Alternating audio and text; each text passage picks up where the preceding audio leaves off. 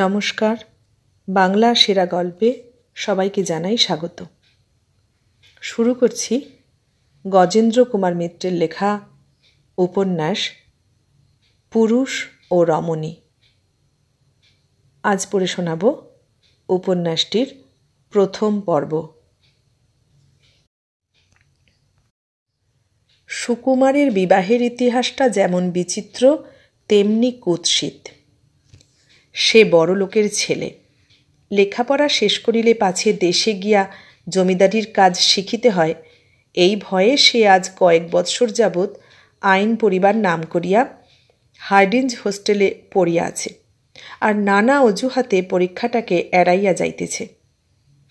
হাত খরচা পায় প্রচুর, এবং বলাই বাহুল্য তাহা বন্ধুবান্ধবদের আনন্দ দিতেই প্রায় সবটা খরচ করে।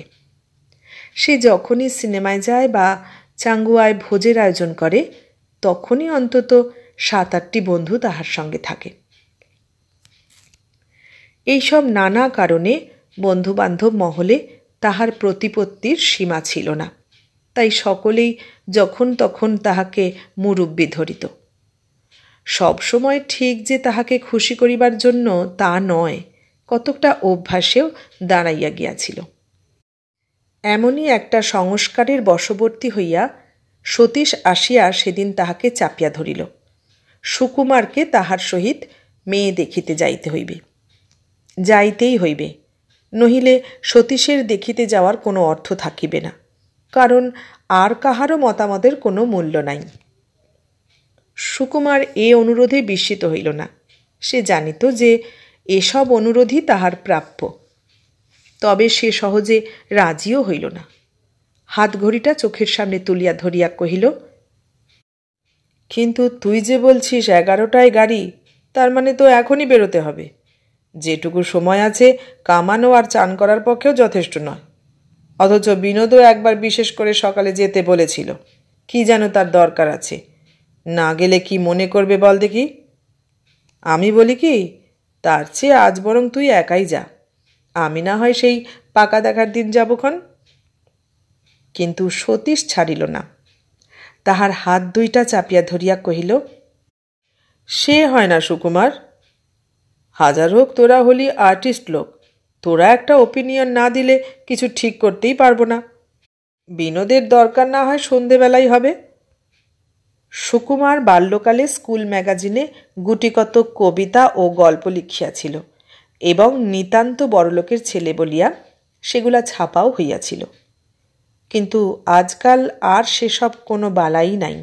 তবু তাহার বন্ধুরা, যাহারা চিরকাল তাহার পয়সায় সিনেমা দেখিয়াছে এবং ভবিষ্যতেও দেখিবার আশা রাখে, তাহারা সবাই জানে যে আর্টিস্ট আখ্যাতেই সুকুমার খুশি হয় সবচেয়ে বেশি। এক্ষেত্রেও সে নিয়মের ব্যতিক্রম হল না। সতীশের এক চালেই সুকুমার মাত হইল। তাহার কাঁধটা চাপড়াইয়া কহিল, আচ্ছা আচ্ছা, তাই হবে। ফিরে এসেই বিনোদের সঙ্গে দেখা করবক্ষণ। তুই যা তাহলে, চট করে সেরে আয়, আমিও তৈরি হয়ে নিই। সতীশ লাফাইতে লাফাইতে চলিয়া গেল। কিন্তু সুকুমার সাময়িক দুর্বলতায় এমন একটা শ্রমসাধ্য ব্যাপারে প্রতিশ্রুতি দিয়া ফেলিয়াই অত্যন্ত অনুতপ্ত হইয়া উঠিল। মেয়ে সে ইতিপূর্বে আরও বহুবার দেখিতে গিয়াছে। সুন্দরী মেয়ে কোথাও দেখিতে পাই নাই। বাংলাদেশে ও বস্তুটি নাই বলিয়াই তাহার বিশ্বাস। সুতরাং এই রৌদ্রে এতখানি পথ যাইবার কল্পনাতে সে মনে মনে অত্যন্ত বিরক্ত হইয়া উঠিল, এবং নিজেকে ও সতীশকে উভয়কেই নির্বোধ বলিয়া গালি দিতে লাগিল। এমনকি পাশের ঘরের বিজয় আসিয়া যখন প্রশ্ন করিল, কি রে, এত সকাল সকাল কামাচ্ছিস কেন, তখনও তাহার বিরক্তি যায় নাই। সে মুখখানা বিকৃত করিয়া জবাব দিল, আর বলিস কেন, আমার রিপন কলেজের এক ফ্রেন্ড মেয়ে দেখতে যাবে, আমাকে ধরে টানাটানি, যেতেই হবে সঙ্গে। এসব কি পোষায়? বিজয় অর্থপূর্ণ একটা চোখের ইঙ্গিত করিয়া কহিল, ভালোই তো, আজ তাহলে তো তোর দিন ভালোই যাবে দেখছি। একটি সুন্দরী কিশোরীর দর্শন পাবি, এ কি কম ভাগ্যের কথা? সুকুমার অবজ্ঞাভরে জবাব দিল, হ্যাঁ, তুইও যেমন, ওসব কাব্য কেতাবেই ভালো, তাছাড়া সে জায়গা যে কি এখনও তো তা শুনিসনি। মার্টিন কোম্পানির গাড়িতে চেপে কোন এক অজ স্টেশনে নামতে হবে, আবার সেখান থেকে হাঁটতে হবে মাইলখানেক। একে তো ওই বনদেশের মেয়ে, তাই আবার বাপের শুনলুম বিড়ির দোকান আছে। সে যে কি মেয়ে হবে তা বুঝতেই পারছি। মিছিমিছি কষ্টভোগ অদৃষ্টে আছে আর কি। বিজয় বিস্মিত হইয়া কহিল, তাই নাকি? তা সে ভদ্রলোকেরও তো শখ কম নয়, সেইখানে যাচ্ছেন মেয়ে দেখতে। গালের উপর সাবানটা ঘষিতে ঘষিতে সুকুমার জবাব দিল, ওই বলে কে? সতীশটার বরাবরই ওই রকম বুদ্ধি। ঘটক বলেছে সুন্দর মেয়ে, ও অমনি বিশ্বাস করে বসে আছে। ঘটক যখনই বলে পরমা সুন্দরী, আমি তো তখনই গিয়ে দেখি যে সেসব মেয়ের দিকে চাওয়া যায় না। কিন্তু ওকে সে কথা কে বোঝাবে বল? না গেলে মনে কষ্ট পাবে, তার চেয়ে আমি না হয় কষ্ট করলুম একটু, এই ভেবে যাওয়া। কিন্তু সুকুমারের যাহাতে কষ্ট না হয়, সতীশ সেজন্য আগেই সতর্ক হইয়াছিল। সে ট্যাক্সি লইয়াই হাজির হইল এবং কদমতলা স্টেশনে গিয়াও একেবারে ফার্স্ট ক্লাসের টিকিট কিনিয়া বসিল। এ ব্যবস্থায় সুকুমার খুশি হইল বটে, কিন্তু মুখে পরিহাস করিতেও ছাড়িল না। আচ্ছা, এত পয়সা কার জন্যে খরচ করছিস বলতো? যাচ্ছিস তো বিড়িওয়ালার মেয়ে দেখতে। সেই বনগাঁয়ে যদি না একটা কালো ভূত মেয়ে এনে হাজির হয় তো কি বলেছি। চুলগুলো টেনে ওপর ঝুঁটি করে বাঁধা, 2 রগে সর্ষের তেল গড়িয়ে পড়ছে, খাটো কাপড়, আর তার ওপর মন ভোলাবার জন্যে মধ্যে মধ্যে 1 খাবলা করে পাউডার, নয়তো অ্যারারুট মাখানো। সে ছবি আমি পরিষ্কার চোখের সামনে দেখতে পাচ্ছি। সতীশ লজ্জিত হইয়া মৃদু কণ্ঠে কহিল, পয়সা কি আর তার জন্যে খরচ করছি? তোর কষ্ট হবে তাই। এই ঠিক দুপুরবেলা টেনে আনলুম তোকে। তাহার পর একটুখানি চুপ করিয়া থাকিয়া কহিল, কি জানি ভাই, ঘটক তো বাজি রেখেছে, যদি পছন্দ না হয় তো এই সমস্ত খরচা সে দেবে। তাচ্ছিল্যের সুরে সুকুমার কহিল, হ্যাঁ, তুইও যেমন। ঘটকেরা আবার কবে সত্যি কথা বলে? কিন্তু সুকুমারকে কষ্ট না দিবার জন্য সতীশ এধারে যত আয়োজনই করুক, সমস্তই ব্যর্থ হইয়া গেল স্টেশনে পা দিতেই। ঘটক ভরসা দিয়াছিল হাঁটিতে হইবে না, স্টেশনে অন্তত পালকি পাওয়া যাইবে নিশ্চয়ই। কিন্তু নামিয়া দেখা গেল সেসব কিছুই নাই। কন্যার ভাই অভ্যর্থনার জন্য স্টেশনে আসিয়াছিল। সে এবং ঘটক বারবার ক্ষমা চাহিতে লাগিল, কিন্তু তখন সেই রৌদ্রে 1.5 মাইল পথ মাঠের মধ্য দিয়া হাঁটিবার প্রস্তাব সুকুমারের সর্বাঙ্গে যেন বিষ ছড়াইয়া দিল। অথচ উপায়ই বা কী? সে মনে মনে সতীশের প্রতি বিশুদ্ধ ইংরেজি গালাগালিগুলি প্রয়োগ করিতে করিতে অগত্যা হাঁটিতেই শুরু করিল। এই ব্যাপারে সতীশেরও লজ্জার সীমা রহিল না। বিশেষত এত কষ্টের পর গন্তব্যস্থানে পৌঁছিয়া যখন দেখা গেল যে বাড়িটার চালা ঘরগুলি প্রায় সবই পরপর অবস্থায় পৌঁছিয়াছে এবং তাহারা ঘরে গিয়া বসিতেই যেসব ছেলেমেয়ের দল আসিয়া তাহাদের ঘিরিয়া দাঁড়াইল, তাহারা প্রত্যেকেই ম্যালেরিয়াগ্রস্ত, যেমন শীর্ণ তেমনি পাণ্ডুর। শ্রী তাহাদের কাছেও যেন কোনো দিন যায় নাই। সুকুমার চুপি চুপি সতীশকে কহিল, নমুনা দেখছিস তো? আর তাছাড়া ঘটক যে কেমন সত্যি কথা বলেছে তার নমুনা তো স্টেশনেই পেলি। সতীশ অত্যন্ত দমিয়া গেল।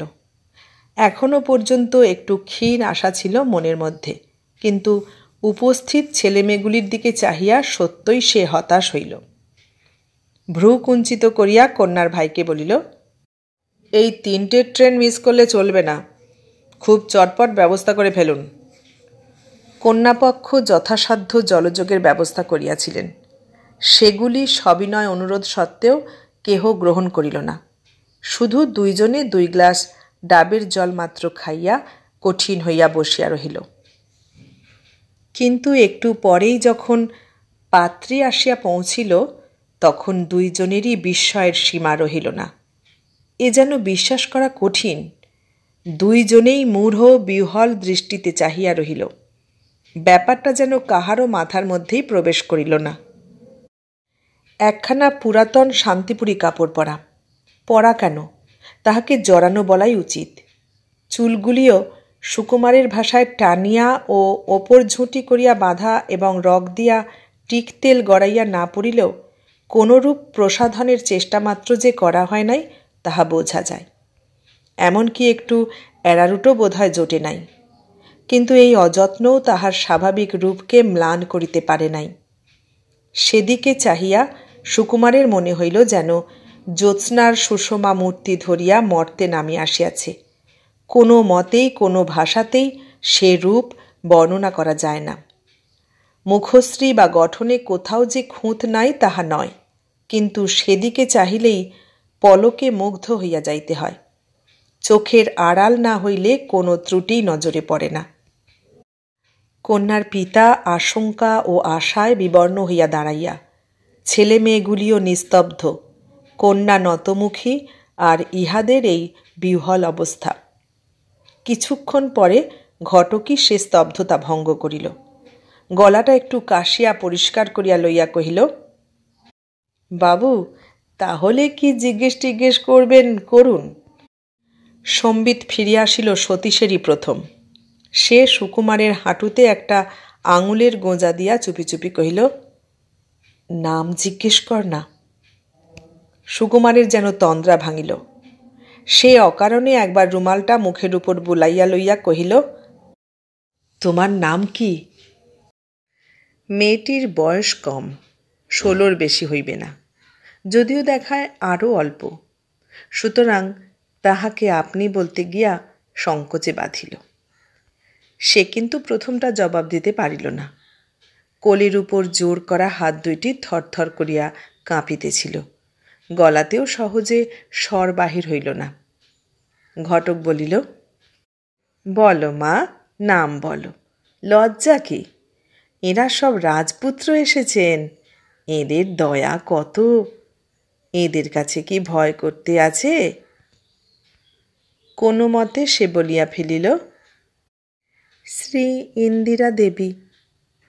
সামান্য দুটি শব্দ, ঠিক বোঝা গেল না, কিন্তু তবু মনে হইল কণ্ঠস্বর মধুরী, কেমন একটা মিষ্ট অস্পষ্টতা, তাহার সহিত কিছু যেন আবেগের সুর মেশানো। আবার কিছুক্ষণ সকলেই চুপচাপ।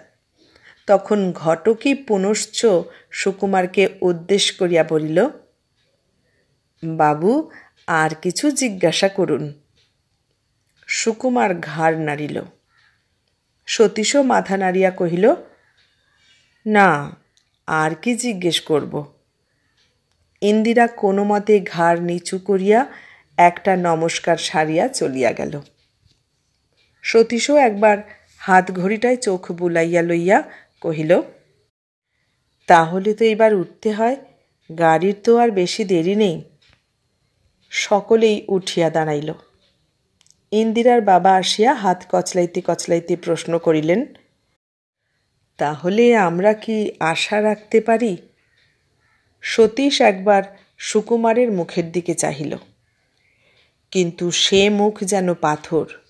তখন নিজেই একটু ইতস্তত করিয়া কহিল, আচ্ছা, আমি আচার্যকে দিয়ে খবর দেব, এখন একটু ভেবে দেখি।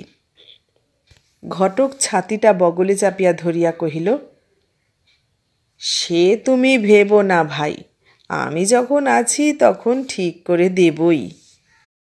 তাহার পর যথারীতি শিষ্ট সম্ভাষণের পালা শেষ করিয়া সকলেই বাহির হইয়া পড়িল। ইন্দিরার বাবা কিছুদূর পর্যন্ত সঙ্গে আসিয়া আর এক দফা ভিক্ষা জানাইয়া বিদায় লইলেন। সুকুমার ভিতরে যতক্ষণ ছিল একটিও কথা বলে নাই। এখন বাহিরে আসিয়াও সেই খররৌদ্রের মধ্যেই এমন দ্রুত হাঁটিতে শুরু করিল যে ঘটক তো পিছাইয়া পড়িলই, সতীশও তাহার সঙ্গ রাখিতে গিয়া হাঁপাইয়া উঠিল। খানিকটা পরে সতীশ কহিল, কি রে, কেমন দেখলি? সুকুমার আরও কিছুক্ষণ চুপ করিয়া থাকিয়া কহিল, মন্দ নয়, তবে নাকটা যেন কেমন টেপা। আর সতীশ বলিল, আর কি? আবার লিপটাও একটু যেন বেশি উঁচু। সতীশ একটু ক্ষুণ্ণ হইল, কারণ সে সত্যই মুগ্ধ হইয়াছিল। একটুখানি চুপ করিয়া থাকিয়া কহিল, তবু মোটের ওপর মন্দ নয়, কি বলিস? সুকুমার কহিল, না তা নয়, তবে কি জানিস, এসব একটু ভেবেচিন্তে ঠিক করাই দরকার। শুধু মেয়ের চেহারাটাই তো বড় কথা নয়, অবস্থা তো দেখলি। ও মেয়ে বিয়ে করা মানে ওই সমস্ত ফ্যামিলিটি তোর ঘাড়ে চাপবে। সতীশ বলিল, তা বটে, তবে আমার একটা সুবিধে আছে। আমি বোধহয় শিগগিরই বাইরে একটা চাকরি পাব। সেখানে নিয়ে গিয়ে যদি রাখি, তাহলে এরা আর নাগাল পাবে কি করে? এখানে বেশি না পাঠালেই চলবে, বুঝছিস না? সুকুমার চুপ করিয়া রহিল। খানিকটা পরে সতীশ বলিয়া ফেলিল, আমার কিন্তু ভাই বেশ লেগেছে, যাই বলিস। সুকুমারের ওষ্ঠ কুঞ্চিত হইয়া উঠিল। সে কহিল, তোর কথা ছেড়ে দে। যা বিয়ে পাগলা হয়ে উঠেছিস তুই, নইলে এইখানে কেউ মেয়ে দেখতে আসে? তাহার পর একটু গম্ভীর কণ্ঠে কহিল, অত চট করে কিছু ঠিক করিসনি সতীশ, ভালো করে ভেবে দেখ। তোর আত্মীয় স্বজনদের জানা, তাদের মত নে আগে, তবে কথা দিস। সতীশ কহিল, আত্মীয় আর আমার বিশেষ কই, থাকবার মধ্যে মা আর মামা। মামা অত মাথা ঘামাবে না, আমি যা বলবো তাতেই রাজি হয়ে যাবে। আর মাই বা এসব কি বুঝবে বল? তবু দেখি বলে একবার। সুকুমার আর কথা কহিল না। গাড়িতে উঠিয়াও সে সেই যে গাড়ির কোণে মাথা রাখিয়া চোখ বুজিল, কদমতলার আগে আর একবারও চোখ খুলিল না। রৌদ্রে তাহার খুব কষ্ট হইয়াছে মনে করিয়া সতীশও অপ্রস্তুতভাবে চুপ করিয়া রহিল। কথা কহিতে তাহার সাহস হইল না। তাছাড়া পাত্রীর অলোক সামান্য রূপ তাহাকে দস্তুর মতো বিভ্রান্ত করিয়া তুলিয়াছিল। সে তখন ব্যাপারটা একটু মনে মনে অনুভব করিতে চায়। কদমতলায় নামিয়া সতীশ তাড়াতাড়ি গাড়ি দেখিতে গেল। সেই অবসরে সুকুমার শুধু সহসা একবার ঘটককে কানে কানে বলিয়া দিল, হার্ডিঞ্জ হোস্টেলের 49 নম্বর ঘরে একবার সন্ধেবেলা দেখা করবে ঠাকুর। ততক্ষণে সতীশ মোটর ঠিক করিয়া ফেলিয়াছে। সে দূর হইতে ইহাদের হাতছানি দিয়া ডাকিল। সুকুমার চলিতে চলিতে একটা টাকা পকেট হইতে বাহির করিয়া ঘটকের হাতের মধ্যে গুঁজিয়া দিয়া শুধু কহিল, গেলে আরও পাবে। ঘটক পাকা লোক, সে বিস্মিত হইলেও বিস্ময় প্রকাশ করিল না। তেমনিভাবেই চুপি চুপি কহিল, কিচ্ছু ভাববেন না, 49 নম্বর আমার মনে আছে। হোস্টেলে পৌঁছিয়া সুকুমার সটান নিজের ঘরে গিয়া দ্বার রুদ্ধ করিয়া শুইয়া পড়িল। শারীরিক ক্লান্তিও যথেষ্ট ছিল, কিন্তু আসল কারণ সেটা নয়। প্রচণ্ড মানসিক চাঞ্চল্যই তাহাকে যেন অবসন্ন করিয়া তুলিয়াছে। মেয়ে সে অনেক দেখিয়াছে, মিশিয়াছেও অনেকের সহিত। টাকার জোর আছে বলিয়া বালিগঞ্জি মেয়ের বাপেরা তো দ্বার মুক্ত করিয়াই রাখিয়াছেন, কিন্তু এমনটি তাহার আর কখনো ঘটে নাই। কোনো মেয়ে না রূপে না বিদ্যাবুদ্ধিতে চমক লাগানো কখনো এমনভাবে তাহার সমস্ত মনকে নাড়া দিতে পারে নাই। এ যেন কি এক রকমের আঘাত, যাহার কোনো কারণ খুঁজিয়া পাওয়া যায় না, হয়তোবা ভালো করিয়া তাহা বোঝাও যায় না, অথচ দেহ মন অবসন্ন হইয়া পড়ে। বহুক্ষণ সময় লাগিল তাহার আজিকার সমস্ত ঘটনাটা মনের মধ্যে ধারণা করিয়া লইতে। কি যে ঘটিল তাহার যেন মনে আসে না, শুধু মনে পড়ে প্রচণ্ড একটা বিস্ময়, যাহার জন্য কোনো আয়োজনই ছিল না মনের মধ্যে। অবশেষে অনেকক্ষণ পরে, যখন আর সমস্ত ঘরেই আলো জ্বলিয়া গিয়াছে, সন্ধ্যা প্রায় রাত্রির দিকে ঢলিয়া পড়িয়াছে, তখন সে এক সময়ে মনে মনে সহসা স্থির করিয়া ফেলিল, ওই মেয়েটিকে আমারই চাই, যেমন করে হোক। মন স্থির করার সঙ্গে সঙ্গে যেন সে অনেকটা সুস্থ হইয়া উঠিল। বিছানা হইতে উঠিয়া কলঘরে গিয়া স্নান সারিয়া ফেলিল। তাহার পর যথারীতি প্রসাধনের পালা শেষ করিয়া ঘটকের আগমনের অপেক্ষা করিতে লাগিল। অবশ্য বেশিক্ষণ অপেক্ষা করিতে হইল না। মিনিট 15 পরেই ঘটক আসিয়া উপস্থিত। দারোয়ানকে বলাই ছিল, সে একেবারে সঙ্গে করিয়া আনিয়া ঘরে পৌঁছিয়া দিয়া গেল। ছাতা ও লাঠিটা এক কোণে রাখিয়া সাবধানে কপাট বন্ধ করিয়া দিয়া ঘটক একটা চেয়ারে বসিল।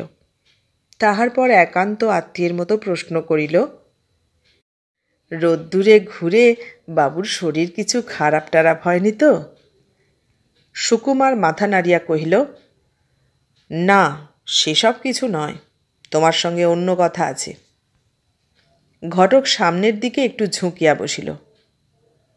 ব্যাপারটা কি বলুন দেখি?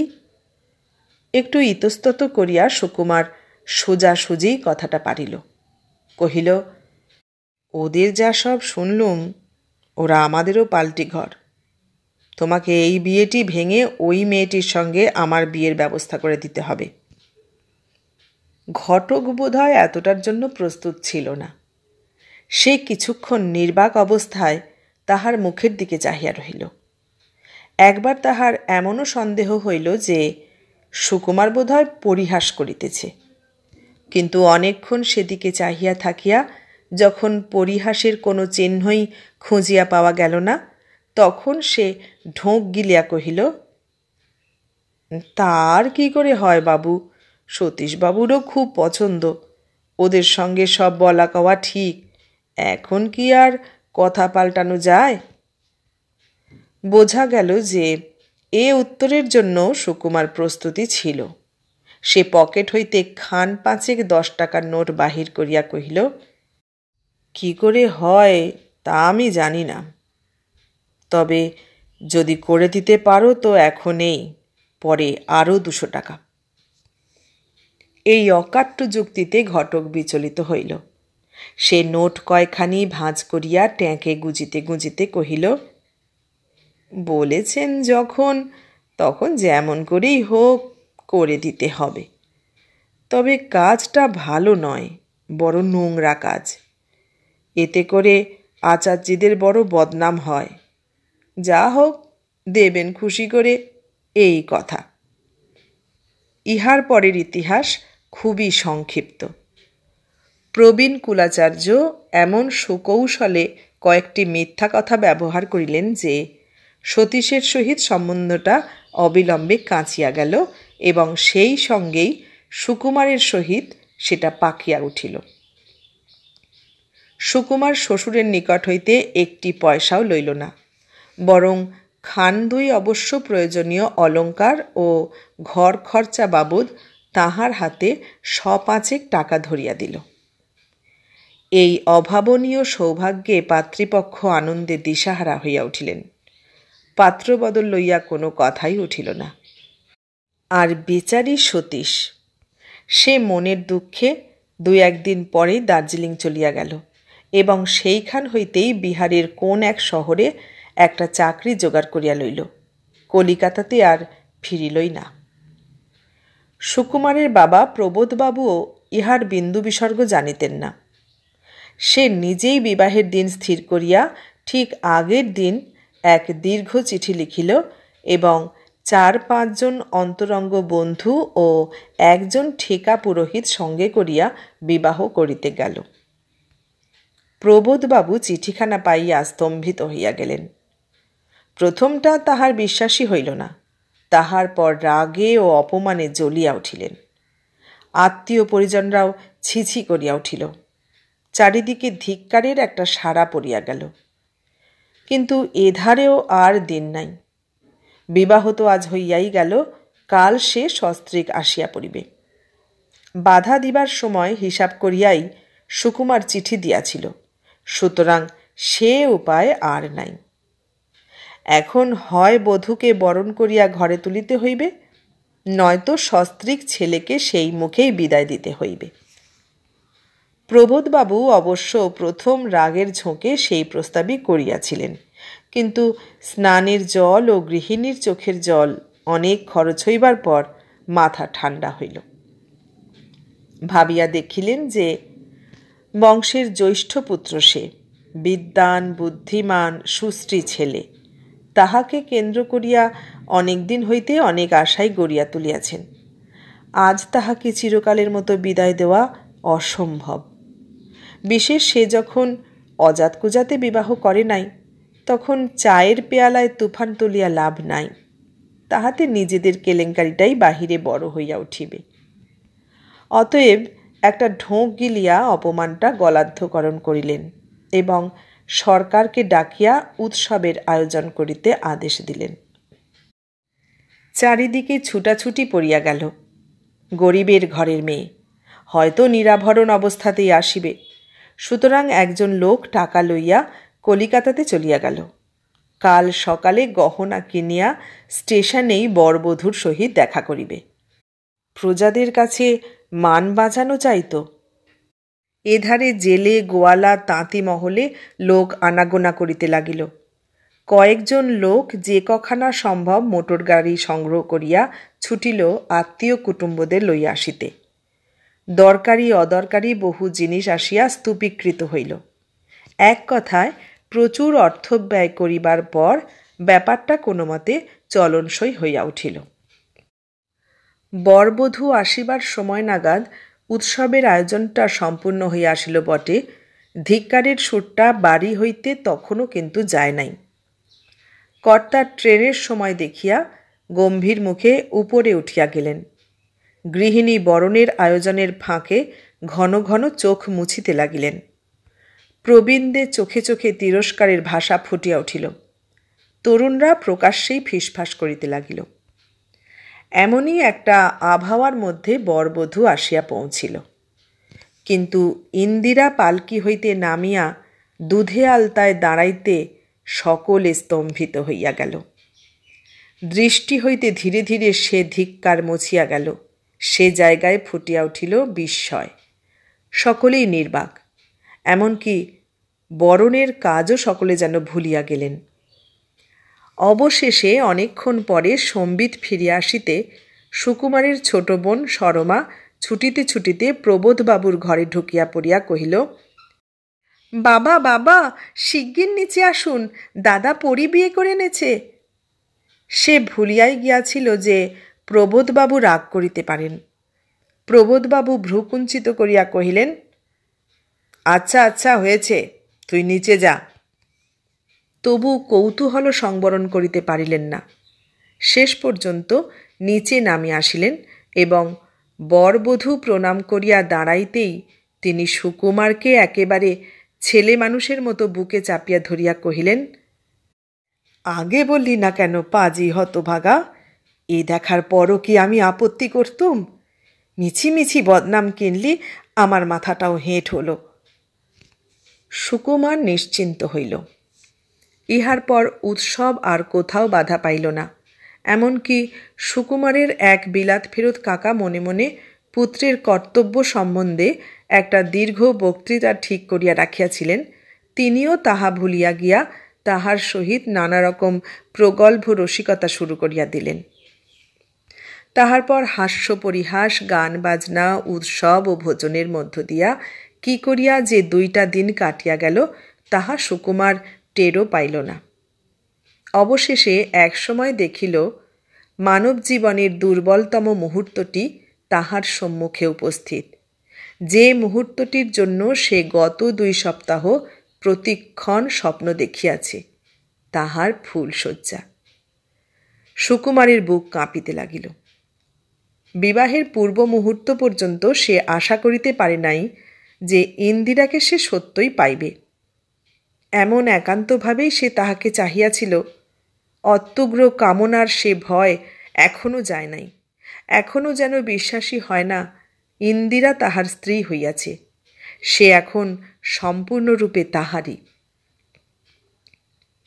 ফুলশয্যার অনুষ্ঠান চলিয়াছে ধীরভাবে, কাহারও কোনো তাড়া নাই। অকারণ উচ্ছল হাসিতে সবাই ভরপুর।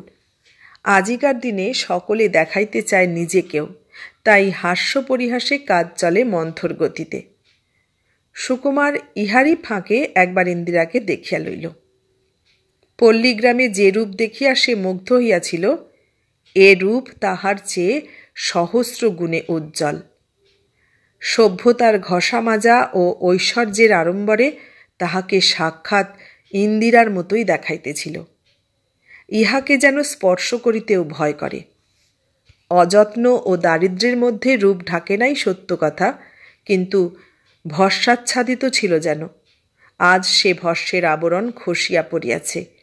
সেদিকে চাহিলে নিজেরই দৃষ্টিকে অবিশ্বাস করিতে ইচ্ছা করে। শুধু তাই নয়, এই দুদিনেই সে এ বাড়ির সকলকে বশ করিয়া ফেলিয়াছে। ছোট ছোট ভাই বোনেরা তো আহার নিদ্রা ভুলিয়াছে, তাহারা একটি মিনিটও বৌদিদিকে ছাড়িতে চায় না। খাস শাশুড়ি পর্যন্ত মুগ্ধ। তিনি এই গোলমালের মধ্যেও চুপি চুপি সুকুমারকে ডাকিয়া বলিয়াছিলেন, এধারে বলছিস গরিবের ঘরের মেয়ে, লেখাপড়াও দেখলুম প্রায় কিছুই জানে না। এমন সব সহবত কোথা থেকে শিখলে বল দেখি? আর কি মিষ্টি কথাবার্তাই বা বাছার, যেন একটি দণ্ড চোখের আড়াল করতে ইচ্ছে করে না।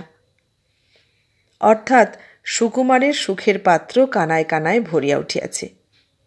নিশ্চিত রূপে সকলের কাছেই প্রমাণ হইয়া গিয়াছে যে এ বিবাহে সে ভুল করে নাই।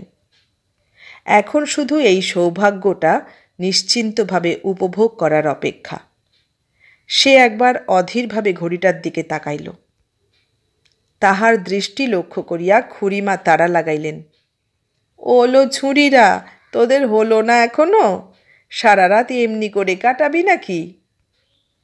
অপাঙ্গে বিদ্যুৎ হানিয়া একটি তরুণী জবাব দিল, বাবা বাবা, যাচ্ছি গো যাচ্ছি, ছেলেটার তর সয় না।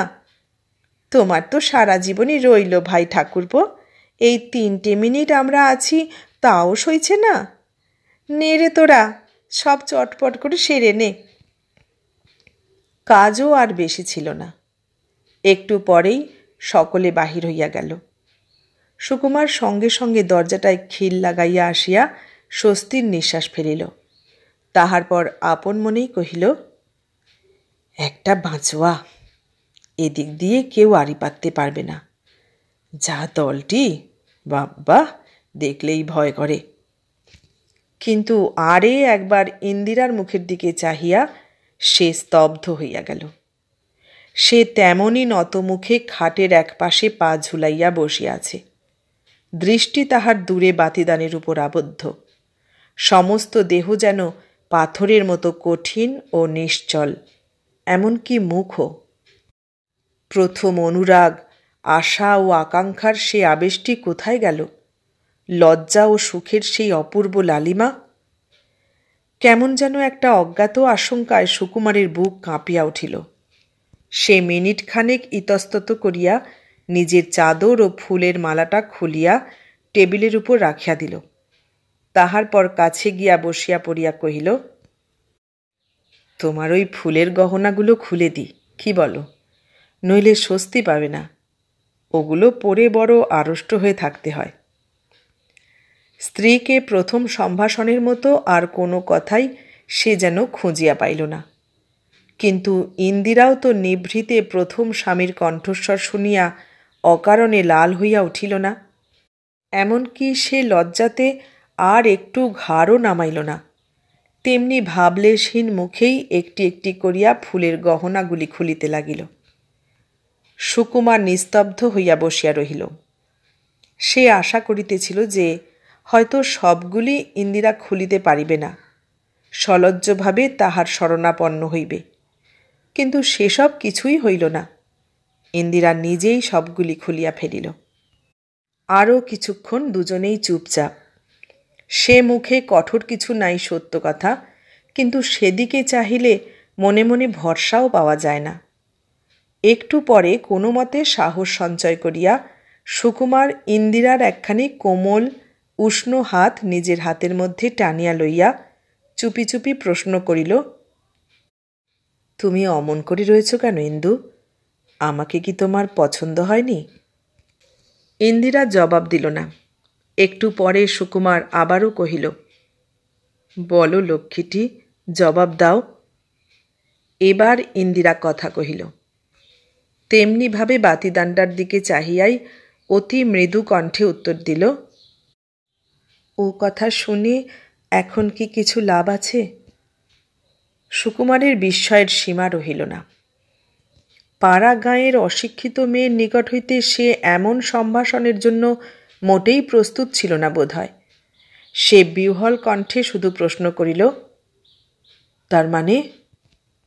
এইবার ইন্দিরার ওষ্ঠ প্রান্তে সামান্য একটু হাসির আভাস দেখা গেল, কিন্তু সে কৌতুকের কিংবা বিদ্রূপের তাহা বোঝা গেল না। মুক্তার মতো দাঁতে ওষ্ঠ চাপিয়া সে যেন হাসিটা সামলাইয়া লইয়া জবাব দিল, বিয়ে তো হয়েই গেছে, সেটা তো আর ফিরিয়ে নেওয়া যাবে না, তখন আর ওসব জেনে লাভ কি? সুকুমার নিতান্ত গতানুগতিকভাবেই পছন্দ হওয়ার প্রশ্নটা করিয়াছিল। তাহার উত্তরে ইন্দিরা লজ্জিত নতমুখে মধুর হাস্যে সম্মতি জানাইবে, এই ছিল তাহার আশা। অকস্মাৎ যে ও পক্ষ হইতে এমন প্রশ্ন উঠিবে তাহা সে ধারণাও করিতে পারে নাই। ইহার পিছনে কত কি অর্থ থাকিতে পারে তাহা বুঝিতে না পারিয়া বিবর্ণ হইয়া উঠিল। কহিল, সে উপায় থাকলে কি তুমি ফিরিয়ে নিতে বিয়ে? ছোট্ট একটা হাই তুলিয়া ইন্দিরা তেমনি মৃদু কণ্ঠেই কহিল, কে জানে, ও কথা তো ভেবে দেখিনি, আর তাছাড়া দরকারই বা কী ভাববার। এ যেন কোথা হইতে কি হইয়া গেল। একটু আগেই মনে হইতেছিল যে অমৃতের পাত্র বুঝি কানায় কানায় ভরিয়া উঠিয়াছে, এখন যেন সমস্তটা কেমন বিস্বাদ বিষাক্ত হইয়া উঠিল। হয়তো ইহার সমস্তটাই পরিহাস। ইচ্ছা করিয়া মজা দেখিবার জন্যই সে এমন বাঁকা কথা কহিতেছে, কিন্তু তবু নিশ্চিন্ত হইতে পারা যায় কই, অস্বস্তি মনে থাকিয়াই যায়। দুইজনেই চুপ করিয়া বসিয়াছিল। একটু পরে ইন্দিরা আস্তে আস্তে কহিল, আমার বড্ড কষ্ট হচ্ছে, শোবো আমি? মুহূর্ত মধ্যে সুকুমার সব ভুলিয়া গেল। অতিশয় ব্যস্ত হইয়া কহিল, হ্যাঁ হ্যাঁ, তাই তো। ইস, বড্ড অন্যায় হচ্ছিল আমার। নাও নাও, আর 1 মিনিট দেরি নয়, শিগগির শুয়ে পড়ো, যা কষ্ট গেল সারাদিন। ইন্দিরা প্রশস্ত শুভ্র শয্যার এক পাশে কোনো মতে সংকুচিতভাবে শুইয়া পড়িতেছিল। সুকুমার সস্নেহে তাহাকে জোর করিয়া সরাইয়া ভালোভাবে শোয়াইয়া দিল। ইন্দিরা কোনো প্রকার বাধা দিল না, কিন্তু মধুর সেই সলজ্জ বাধাটিই সুকুমার আশা করিতেছিল বোধ হয়। যাহা হোক, সে সমস্ত রকম ক্ষোভকে মনের মধ্য হইতে দূর করিয়া নিজেও পাশে শুইয়া পড়িল এবং মাথার শিয়র হইতে একটা ফুলের পাখা তুলিয়া লইয়া ইন্দিরাকে বাতাস করিতে লাগিল। ইন্দিরা শুইয়াই চোখ বুজিয়াছিল, এখনও চোখ খুলিল না, কিন্তু হাত বাড়াইয়া পাখাখানা সুকুমারের হাত হইতে কাড়িয়া লইল। সুকুমারের মনের মধ্যে যে আকুল প্রেম প্রকাশের পথ খুঁজিয়া মাথা কুটিতেছিল, সে আর বাধা মানিল না। এই সামান্য প্রশ্রয়টুকুতে একেবারে উচ্ছ্বসিত হইয়া উঠিল। সে অকস্মাৎ ইন্দিরাকে সবেগে বুকের মধ্যে জড়াইয়া ধরিয়া চুম্বনে চুম্বনে তাহার ওষ্ঠ, কপোল, কণ্ঠ ভরাইয়া দিল। কিন্তু কিছুক্ষণ পরে রূঢ় সত্যে যেন তাহার চমক ভাঙিল। ও পক্ষ হইতে সাড়া মিলিতেছে কই? বাধা নাই বটে, কিন্তু আগ্রহও তো নাই। সুখের আবেশে বিগলিত হওয়ার লক্ষণ কই? এ যে নিতান্ত কাঠের পুতুল। নিজের আবেগের জন্য নিজেই লজ্জিত হইয়া সুকুমার আবার শুইয়া পড়িল। তারপর কতকটা অনুশোচনার সুরেই বলিল, না, এইবার তুমি ঘুমোও, আর বিরক্ত করব না। যা ঝড় বয়ে গেল তোমার ওপর দিয়ে। এ যেন ইন্দিরার হইয়াই কৈফিয়ত দেওয়া। ইন্দিরা কথা কহিল না, তেমনিভাবেই চুপ করিয়া শুইয়া থাকিতে থাকিতে একসময় বোধহয় ঘুমাইয়াই পড়িল। কিন্তু সুকুমারের চোখে কিছুতেই ঘুম আসিল না। মনে মনে আশা ও আশঙ্কার দ্বন্দ্বে ক্ষতবিক্ষত হইয়া সে খানিকটা পরে উঠিয়া ঘরে পায়চারি করিতে শুরু করিল। প্রায় আধ ঘণ্টাকাল পায়চারি করিবার পর খাটের পাশে টিপাইতে রাখা রূপার গ্লাস হইতে খানিকটা জল লইয়া মুখে চোখে দিয়া আবার আসিয়া শুইয়া পড়িল। তবু চোখে ঘুম আসিল না। বাতিদানে বাতির শিখাটা কাঁপিয়া কাঁপিয়া নিঃশব্দে পুড়িতে লাগিল। খাটের ছত্রিতে ছত্রিতে বাঁধা গোলাপ ও রজনীগন্ধা ফুলগুলি নীরবে গন্ধ ছড়াইতে লাগিল। চারিদিকে আনন্দের সমস্ত উপকরণই প্রস্তুত, অথচ তাহার কিছুই সুকুমারের কাজে আসিল না, বরং সবগুলি মিলিয়া যেন নীরবে তাহাকে পরিহাসই করিতে লাগিল। সে প্রাণপণে চক্ষু বুজিয়া রহিল। ভোরের আলো জানালার খড়িগুলি স্পর্শ করিবার সঙ্গে সঙ্গেই ইন্দিরা উঠিয়া পড়িল। খোঁপাটা ঠিক করিয়া লইয়া উঠিয়া বসিতেই চোখ পড়িল তাহার নিদ্রিত সুকুমারের দিকে। ততক্ষণে সে ঘুমাইয়া পড়িয়াছে। তাহার মুখ সত্যই সুন্দর, ঘুমন্ত অবস্থাতে আরও সুন্দর দেখাইবার কথা, কিন্তু দুশ্চিন্তার কালিমা ঘুমের মধ্যেও তাহাকে ছাড়ে নাই। প্রশস্ত সুন্দর ললাটে ভ্রুকুটি যেন এখনও লাগিয়া আছে। সেদিকে অনেকক্ষণ চাহিয়া থাকিতে থাকিতে কি মনে করিয়া ইন্দিরা একবার শিহরিয়া উঠিল। তাহার পর তাড়াতাড়ি কাপড় জামা ঠিক করিয়া সে উঠিয়া দাঁড়াইল। কিন্তু বাহিরে যাইবার জন্য পা বাড়াইয়া সহসা মনে পড়িল পিসিমার উপদেশ, সকালে উঠে রোজ একবার করে স্বামীকে পেন নাম করবি, ওনারাই হলেন এ জন্মের দেবতা। কিন্তু ঘুমন্ত মানুষকেই বা প্রণাম করা যায় কি করিয়া? অকল্যাণ হয় যে। সে একটু ইতস্তত করিয়া ঘরের মাঝামাঝি দাঁড়াইয়া ঘাড় নিচু করিয়া উদ্দেশ্যে একটা নমস্কার করিল। তাহার পর বাতিদানের বাতি কয়টা নিভাইয়া দিয়া নিঃশব্দে ঘর হইতে বাহির হইয়া গেল। ইন্দিরা যখন নমস্কার করিতেছে ঠিক সেই সময়েই সুকুমারের সহসা ঘুম ভাঙিয়া গেল। ঘুমের ঘোরেও একটা অতৃপ্তি, একটা দুশ্চিন্তা লইয়াই সে চোখ মেলিয়াছিল। কিন্তু চোখ মেলিতেই প্রণামরতা ইন্দিরার সুন্দর ভঙ্গিটি তাহার চোখে পড়িল। একসঙ্গে আনন্দ ও বিস্ময় তাহাকে ধাক্কা দিল। যাক, তাহা হইলে ব্যাপারটা অত কিছু নয়। হয়তো কোনো কারণে তাহার মনে কোনো অভিমান হইয়াছিল কাল, কিংবা হয়তো মাথা ধরাই রাত্রিটা ঘুমাইবার সঙ্গে সঙ্গেই সেসব চলিয়া গিয়াছে। মনের মেঘ কাটিয়া যাইবার সঙ্গে সঙ্গেই সুকুমার আনন্দে অস্থির হইয়া উঠিল। বারকতক এপাশ ওপাশ করিয়া ইন্দিরার মাথার বালিশটার মধ্যে কিছুক্ষণ মুখ গুঁজিয়া পড়িয়া রহিল। তাহাতে এখনও নববধূর কেশের সৌরভ লাগিয়া আছে। এ যেন একরকম ইন্দিরাকেই অনুভব করা। কিন্তু সেভাবেও বেশিক্ষণ সে শুইয়া থাকিতে পারিল না। একসময় সহসা উঠিয়া পড়িল। তখনও বাড়ির অনেকে ঘুমাইতেছে। কর্মক্লান্ত চাকররাও সকলে উঠে নাই। শুধু উঠিয়াছেন তাহার মা, অত সকালেই স্নান সারিয়া পূজার ঘরে ঢুকিয়াছেন। সারা বাড়িটাতে চোখ বুলাইয়াও ইন্দিরাকে দেখা গেল না। অনুমান করিল সে বোধহয় স্নান করিতে গিয়াছে। সুকুমার তখন টুথব্রাশটা লইয়া বাগানের দিকে বাহির হইয়া পড়িল। ঝলমলে প্রভাত, মধুর হাওয়া, সমস্ত বিশ্বটাই মধুর আজ। অনেকক্ষণ যেন নেশার ঘোরে ঘুরিয়া বেড়াইবার পর যখন সে ফিরিয়া আসিল তখন সকলেই উঠিয়া পড়িয়াছেন। মা ঠাকুরঘরের সামনের দালানে বসিয়াছিলেন। অনুযোগ করিয়া বলিলেন, কোথায় ছিলি এতক্ষণ খোকন? 3 বার চা করলাম, 3 বার ঠান্ডা হয়ে গেল। সেদিকে অবশ্য তাহার মন ছিল না। সে দেখিতেছিল স্নান সারিয়া চমৎকার একখানি শাড়ি পরিয়া আসিয়া ইন্দিরা বসিয়াছে তাহার মায়ের কাছে। শ্বশুরের জন্য ফল কাটিয়া নিপুণভাবে একটি সাদা পাথরের রেকাবিতে সাজাইতেছে। এ যেন এক অভিনব রূপ, দেখিলে আর চোখ ফেরানো যায় না। প্রবোধবাবুও সেখানে দাঁড়াইয়া মুগ্ধ দৃষ্টিতে চাহিয়াছিলেন। এখন কৃত্রিম ভৎসনা সুরে বলিলেন, এরই মধ্যে ওকে খাটাতে শুরু করেছ সব? সুকুমারীর মা ঝঙ্কার দিয়া কহিলেন, যা পাগলি বউ তোমার, ও কিছুতেই চুপ করে থাকবে না। সাপ বলে দিলে কাজ আমার চাই, আমি এমনি বসে থাকতে পারবো না। যেমন কুঁড়ে খোকা ঠিক তার উল্টোটি হয়েছে।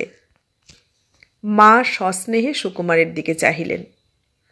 সুকুমার ঘাড় নিচু করিয়া চায়ের বাটিতে চুমুক দিতে লাগিল, কথা কহিল না। তাহার মন তখন অপূর্ব এক সুরে পূর্ণ হইয়া রহিয়াছে। কথা কহিতে ভরসা হয় না, পাছে আনন্দ উপচাইয়া উঠে কণ্ঠস্বরে। সারাদিনেও তাহার সে সুর কাটিল না। বারবার নানা ছলে সে অন্তঃপুরের আশেপাশে ঘুরিয়া বেড়ায়, আর প্রতিবারই চোখে পড়ে ইন্দিরার নব নব মূর্তি। তাহার ভাই বোন, বাপ মা, কাকা কাকিমা সকলে মিলিয়া যেন সেই একটি মানুষকেই কেন্দ্র করিয়া উৎসবের সমারোহ শুরু করিয়াছেন। ছোটরা হুড়াহুড়ি করিতেছে, বড়রা সাজাইতেছেন। ইন্দিরাও যেন একেবারে এ বাড়ির সহিত মিশিয়া গিয়াছে। সকলের স্বাচ্ছন্দ্য বিধানের দিকে তাহার দৃষ্টি। দুপুরবেলা প্রবোধবাবু জোর করিয়া তাহাকে নিজের কাছে বসাইয়া খাওয়াইলেন। মা একবার সজল নেত্রে আসিয়া বলিয়া গেলেন, কি শান্তি যে দিলি বাবা, এ আমার স্বপ্নেরও অতীত ছিল। আনন্দে ও গর্বে সুকুমারের বুক ফুলিয়া উঠিতে লাগিল। এ তাহারই বিজয় গর্ব। বোঝা গেল যে পাকা জহুরির দৃষ্টি তাহার আছে, কোথাও সে বিন্দুমাত্র ভুল করে নাই। সারাদিন সে যেন দক্ষিণা বাতাসে উড়িয়া বেড়াইল। মনে হইল সমস্ত প্রকৃতি তাহার আনন্দের ভাণ্ডার আজ তাহারই জন্য বিশেষভাবে সাজাইয়া বসিয়া আছেন, শুধু দয়া করিয়া গ্রহণ করার অপেক্ষা। সমস্তক্ষণ সে একাগ্র মনে অপেক্ষা করিতে লাগিল রাত্রির জন্য। আজ আর সে কোনো বাধা মানিবে না। ইন্দিরাকে একান্তভাবে বুকের মধ্যে পাইতেই হইবে। কেমন করিয়া সে আজ তাহার বধূর সহিত প্রণয় সম্ভাষণ করিবে, মনে মনে তাহারও একটা মহড়া দিয়া রাখিল। কিন্তু রাত্রে অবশেষে যখন তাহার অধীর প্রতীক্ষার সত্যই অবসান হইল, ইন্দিরা তাহারই জলের গ্লাস হাতে করিয়া প্রবেশ করিল, তখন তাহার সে আনন্দময়ী মূর্তি কোথায় চলিয়া গিয়াছে। আবার সেই ভাবলেশহীন মর্মর প্রতিমার মতো মুখ। তাহার সৌন্দর্য কিছুমাত্র ক্ষুণ্ণ হয় নাই, কিন্তু ভিতরের প্রাণটি যেন বিদায় লইয়াছে। তবু ইন্দিরা যখন জলের গ্লাসটি টিপাইয়ের উপর রাখিয়া খাটের একেবারে এক কোণে গিয়া বসিল, তখন সে সমস্ত দ্বিধা, সমস্ত আশঙ্কা মন হইতে ঝাড়িয়া ফেলিয়া তাহাকে জোর করিয়া টানিয়া কাছে বসাইল এবং সবেগে বুকের মধ্যে চাপিয়া ধরিয়া কহিল, অত দূরে কেন ইন্দু? তোমার স্থান কোথায় জানো না? ইন্দিরা কোনো বাধা দিল না, কিন্তু কথাও কহিল না। তেমনি অবিচলিত মুখে মেঝের দিকে চাহিয়া রহিল। এই নিঃশব্দ প্রত্যাখ্যানের অপমান চাবুকের মতোই সুকুমারের বুকে আঘাত করিল, কিন্তু তবু সে ধৈর্য হারাইল না। জোর করিয়া ইন্দিরার মুখখানা তুলিয়া ধরিয়া কহিল, তুমি কাল থেকে অমন করে আছো কেন রানী? একটিবার ভালো করে আমার দিকে চাও দেখি, আমাকে কি তোমার ভালো লাগে না? তবু ইন্দিরা জবাব দিল না। তখন যেন একটু অধীরভাবেই সুকুমার কহিল, তুমি কি এমনি চুপ করেই থাকবে? আমার বুকের মধ্যে কি হচ্ছে তা একবারও ভাবছ না? মুখ তোলো লক্ষ্মীটি, জবাব দাও। এবার ইন্দিরা মুখ তুলিল। তাহার আয়ত চক্ষুর প্রশান্ত স্থির দৃষ্টি সুকুমারের মুখের উপর রাখিয়া কহিল, কিসের জবাব দেব বলো? সুকুমার যেন এ সম্ভাষণের জন্য প্রস্তুত ছিল না। সে অন্যদিকে মুখ ফিরাইয়া কহিল, ওই তো বললুম, তুমি অমন পাথরের মতো হয়ে যাচ্ছ কেন আমার সামনে? আমাকে কি তোমার পছন্দ হয়নি? ইন্দিরা ধীর কণ্ঠে বেশ স্পষ্টভাবেই জবাব দিল, সে তো কালই বললুম তোমাকে যে আমি ও কথা ভেবে দেখিনি, ভাববার দরকারও নেই। সুকুমার ঈষৎ উষ্ণ কণ্ঠে কহিল, কিন্তু আমার যে ওটা জানা দরকার। ইন্দিরা পুনশ্চ মুখ তুলিয়া কহিল, কেন? কেন তার মানে? খানিকটা চুপ করিয়া থাকিয়া ইন্দিরা জবাব দিল, পছন্দ অপছন্দর কথাটা আগেই ওঠে জানি। তোমাকে আমার পছন্দ হয়েছে কিনা সেটা বিয়ের আগে জিজ্ঞাসা করলে বরং তার মানে বুঝতে পারতুম। এখন আর ও কথায় লাভ কি? সুকুমার কিছুক্ষণ স্তম্ভিত হইয়া বসিয়া রহিল। তাহার পর তিক্ত কণ্ঠে কহিল, লাভ নেই? তার মানে অপছন্দ হলেও বিয়ে আর ফিরবে না, এই তো? সেটা ফেরানো সম্ভব হলে কি ফিরিয়ে নিতে? সেইটাই আমি জানতে চাইছি। ইন্দিরা কহিল, ওসব কথা আমাদের শুনতে নেই।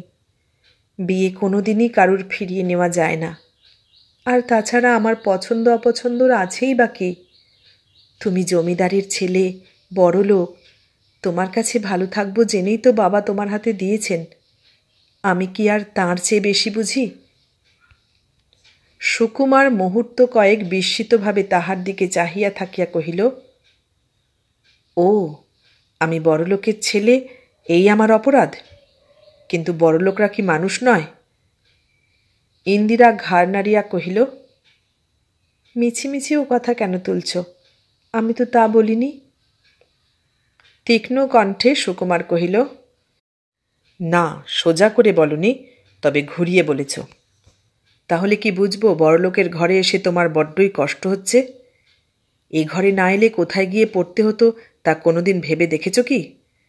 তোমাদের ওই পাড়া গাঁয়ের হয়তো কোনো তারিখোর বিড়িওয়ালার হাতে পড়ে দুবেলা মার খেতে হতো। ইন্দিরা কিন্তু এ আঘাতে বিচলিত হইল না, বরং বেশ সহজ শান্ত কণ্ঠে কহিল, সে তো জানি, তুমি অনেক দয়া করেছ, এ আমরা সকলেই জানি।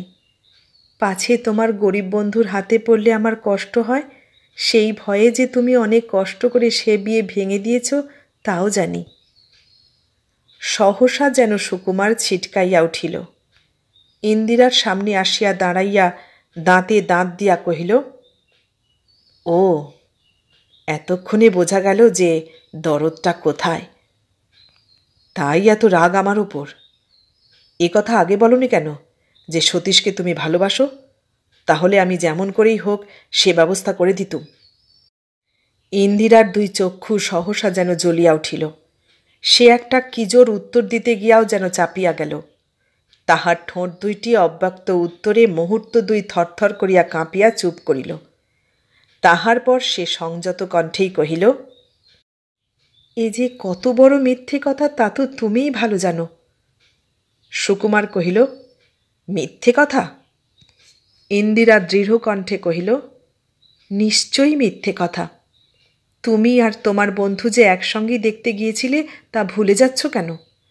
তাছাড়া তখন আমি কাউকেই দেখিনি, দেখবার মতো অবস্থাও আমার ছিল না। আমার কাছে তখন তুমি, তিনি বা অন্য যে কেউ সমান। সুকুমার তখন যেন কতকটা অসংলগ্নভাবেই কহিল, তবে তবে তুমি অমন করছো কেন? স্থির দৃষ্টি স্বামীর মুখের উপর মেলিয়া ধরিয়া ইন্দিরা জবাব দিল, কি করেছি আমি? আমি কি তোমার কোনো রকম অবাধ্য হয়েছি? উত্তেজিতভাবে সুকুমার কহিল, অবাধ্য? কিন্তু বাধ্যবাধকতাই কি সব? স্ত্রীর কাছ থেকে স্বামী কি খালি ওইটুকুই আশা করে? একটুখানি চুপ করিয়া থাকিয়া ইন্দিরা কহিল, কি জানি, আমি পাড়া গাঁয়ের মেয়ে, সব কথা বুঝতে পারি না। কি করলে তুমি খুশি হও বলো, তাই করব। সুকুমার আরও জ্বলিয়া উঠিল, কহিল, তুমি পাড়া গাঁয়ের মেয়ে, লেখাপড়া জানো না, সরল? এই কথাই ঘটক বলেছিল বটে, কিন্তু এখন দেখছি সে মিছে কথা বলেছিল। 10টা শহরের পাশ করা মেয়ে এলেও তোমার মনের তল পাবে না। উফ, কি সাংঘাতিক! সে উত্তেজিতভাবে পায়চারি করিতে লাগিল। খানিকটা পরে সহসা আবার ইন্দিরার সামনে আসিয়া দাঁড়াইয়া যেন কৈফিয়তের সুরেই বলিল, দুজনে একসঙ্গে দেখতে গিয়েছিলাম, তেমন আরও কেউ দেখতে যেতে পারত। এর আগেও তো কত লোক দেখতে গেছে। তোমার বাবা পছন্দ করলেন আমাকেই, তা আমি কি করব? আমি তো এমনিও দেখতে যেতে পারতুম, এতে এমন কি গুরুতর অপরাধ হয়েছে? ইন্দিরা চুপ করিয়া রহিল। সুকুমার বোধহয় উত্তরের আশাতেই খানিকটা নিস্তব্ধ হইয়া থাকিয়া কহিল, যাক, সে যা হবার তা হয়েছে। এখন বলো, আমি আমি কি করতে পারি? কি করলে তুমি সুখী হও বলো, আমি সেই ব্যবস্থাই করে দিচ্ছি। ইন্দিরা এবার জবাব দিল। নিজের দিকে চাহিয়াই কহিল, আমি না বুঝে কি বলে ফেলেছি, তুমি আমায় মাপ করো। সুকুমার বিস্মিত হইয়া চাহিল। কহিল, তুমি ঠাট্টা করছো আমাকে?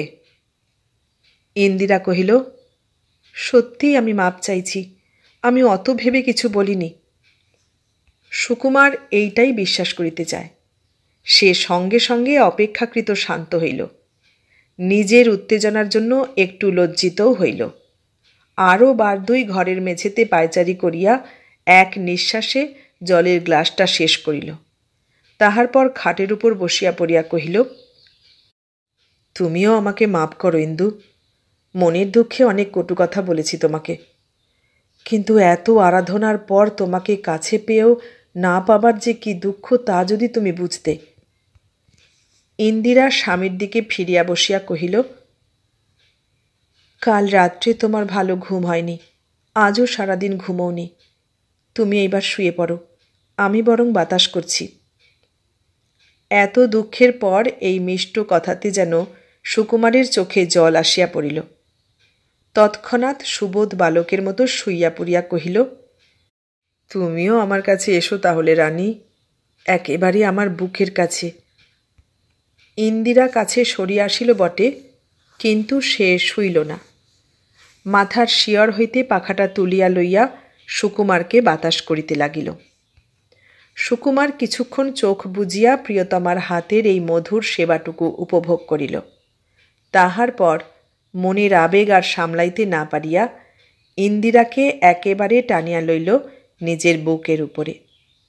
কিন্তু সঙ্গে সঙ্গেই মনে হইল যেন ইন্দিরা আবার সেই আগের মতো পাথর হইয়া গেল। সে স্বামীর উচ্ছ্বাসে কোনরূপ বাধা দিল না বটে, কিন্তু মনে হইল যেন সুকুমারের প্রেমের এই উদ্দাম প্রকাশে সে অপমানিত বোধ করিতেছে। সুকুমার তাহাকে আস্তে আস্তে মুক্ত করিয়া অতি সন্তর্পণে পাশে শোয়াইয়া দিল। তাহার পর ছোট একটা দীর্ঘশ্বাস ফেলিয়া কহিল, আমারই ভুল ইন্দু, আমি একদিনেই ভালোবাসা পেতে চাই। আমরা যেমন একদিনেই ভালোবাসতে পারি, তোমরা তো পারো না, এইটাই ভুলে গিয়েছিলুম। না, তুমি ঘুমো, তোমাকে আর বিরক্ত করব না। কিন্তু তাহারে করুণ আবেদনও ব্যর্থ হইল। ইন্দিরা কোনো উত্তর দিল না। তাহার পর হইতে এ অভিনয় প্রত্যহই চলিতে লাগিল। সুকুমার দূর হইতে লক্ষ্য করে যে তাহাকে বাদ দিয়া সমস্ত সংসারটাই ইন্দিরার প্রাণের স্পর্শে যেন উজ্জ্বল হইয়া উঠিয়াছে। সকলেই তাহার অন্তরের মাধুর্য ও বাহিরের দাক্ষিণ্য এবং সেবায় কৃতার্থ হইতেছে। কেবল এ সমস্তর উপরে যাহার অধিকার ও দাবি সকলের চেয়ে বেশি, সেই ব্যক্তিটি দিনের পর দিন বঞ্চিত হইতেছে। শ্বশুরগৃহের সকলেই ইন্দিরার আত্মীয়। খালি যে লোকটিকে উপলক্ষ করিয়া এ আত্মীয়তার সূত্রপাত, সেই স্বামী তাহার রহিয়া গেল দূর। কিছুতেই কোনো মতেই সে সেই কঠিন ব্যবধান দূর করিতে পারিল না। কিন্তু তাই বলিয়া স্বামীর সেবায় তাহার ত্রুটি নাই। সকাল হইতে রাত্রি পর্যন্ত তাহার প্রত্যেকটি প্রয়োজনীয় দ্রব্য ঠিক যন্ত্রের মতো হাতের কাছে আগাইয়া দেয়। তাহার সমস্ত স্বাচ্ছন্দ্যের দিকে ইন্দিরার প্রখর দৃষ্টি।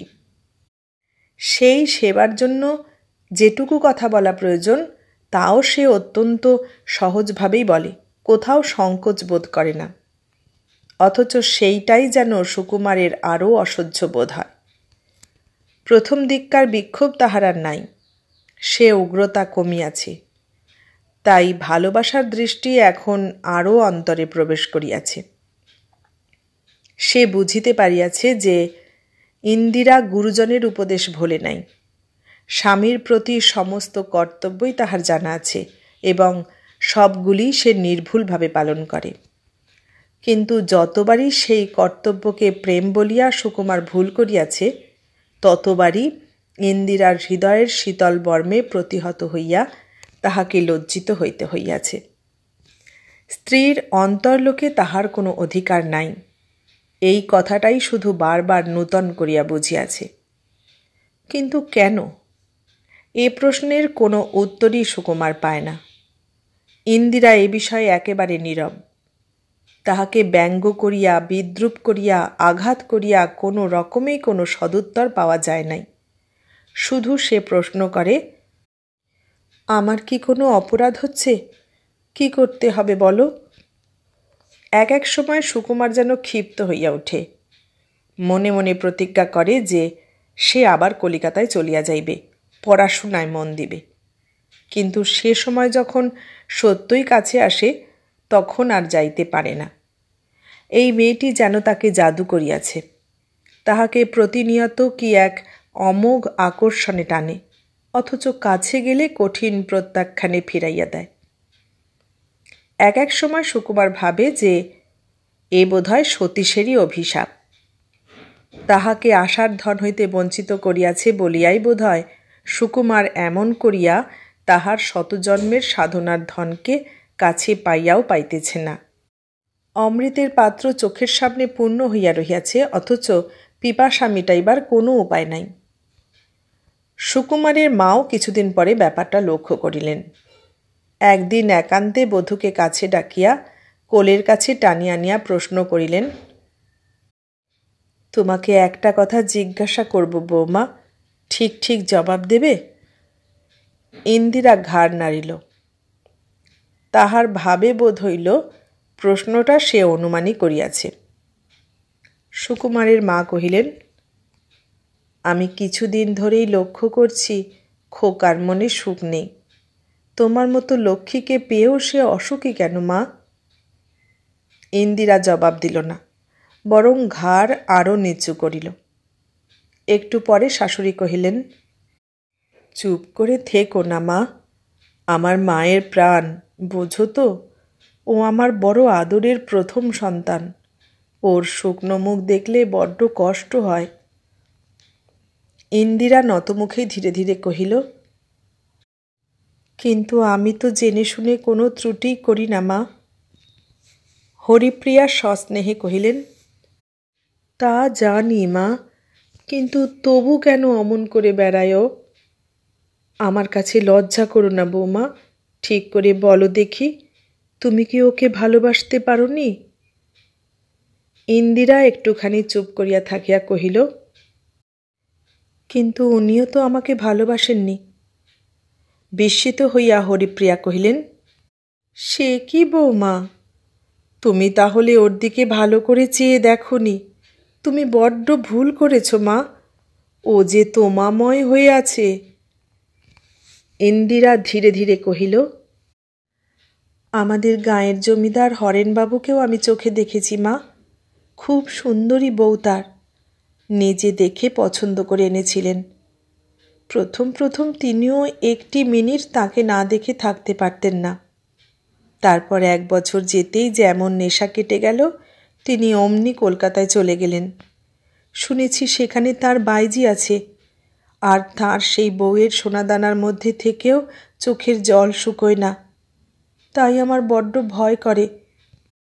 হরিপ্রিয়া খানিকক্ষণ স্তব্ধ হইয়া থাকিয়া কহিলেন, তুমি লেখাপড়া কতদূর শিখেছ বৌমা? ইন্দিরা লাল হইয়া উঠিল, কহিল, আমার বাবা বড্ড গরিব, জানেন তো মা, ভিখিরি বললেই হয়, বই কোথায় পাব? এমনি আমার এক বৌদির কাছে কিছু কিছু অক্ষর পরিচয় হয়েছিল। তারপর ওই হরেনবাবুর স্ত্রীর কাছ থেকেই 2-1খানা বই এনে পড়বার চেষ্টা করেছিলাম। হরিপ্রিয়া কহিলেন, তোমার কথাবার্তা, চালচলন সবই কিন্তু লেখাপড়া জানা মেয়ের মতোই। আশ্চর্য!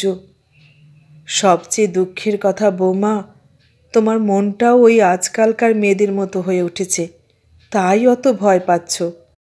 আমরা বুঝি যে মেয়ে দুঃখ পাচ্ছে স্বামীর কাছে, সে মেয়ে কখনোই স্বামীর মন পায়নি। স্বামীর মন যে সত্যি সত্যি কেড়ে নিতে পারে বৌমা, তার আর কখনো কোনো দিনই ভয় নেই। হরিপ্রিয়া যেন আরও কি বলিতে গিয়া চুপ করিলেন। তিনি আবারও হয়তো কিছু বলিবেন মনে করিয়া ইন্দিরা মুহূর্ত দুই অপেক্ষা করিল। তাহার পর ধীরে ধীরে কহিল, বেশ তো, সেই অবসরই আমাকে দিন না মা।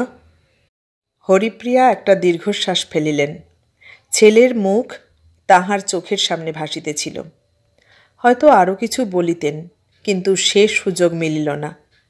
সুকুমারের সেই বিলাত ফেরত কাকা আসিয়া পড়িলেন। কহিলেন, বৌমাকে একটু আমাদের ওখানে নিয়ে যাই বৌদি।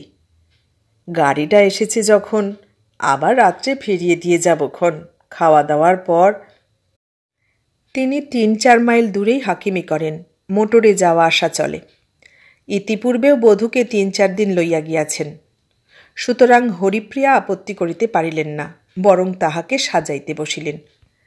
কাকা খোঁজ করিয়া সুকুমারের ঘরে আসিয়া কহিলেন, তোর কাকিমা বলে দিয়েছে বৌমাকে নিয়ে যাচ্ছি, তুইও কেন চল না, বরং খাওয়া দাওয়া করে তুই নিয়ে চলে আসবি।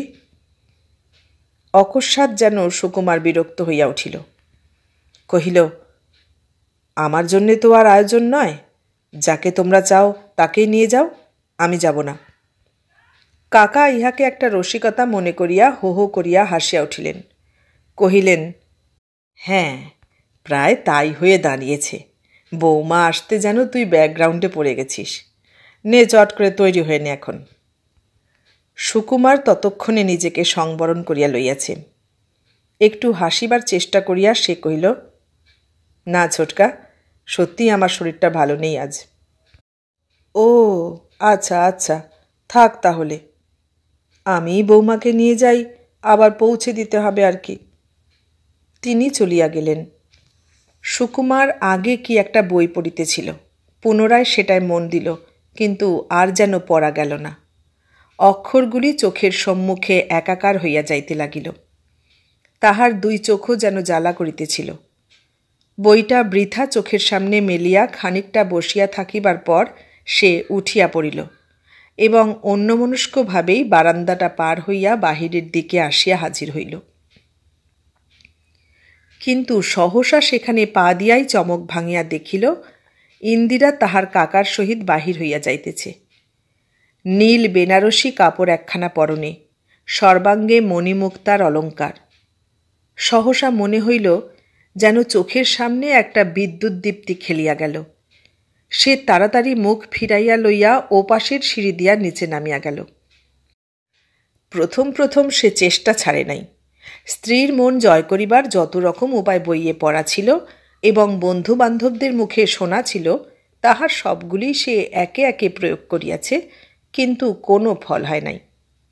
তাহার সেবাপরায়ণা এবং একান্ত বাধ্যবধূকে সে কিছুতেই জয় করিতে পারে নাই।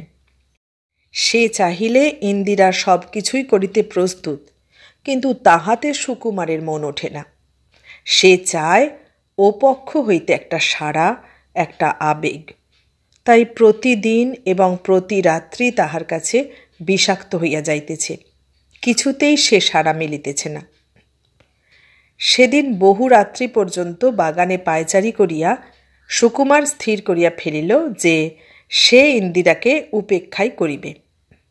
সম্পূর্ণভাবে সব রকমেই তাহার দিকে পিছন ফিরিয়া সে বুঝাইয়া দিবে নিজের মূল্য। সাধ্য সাধনা অনেক করিয়াছে সে, আর না।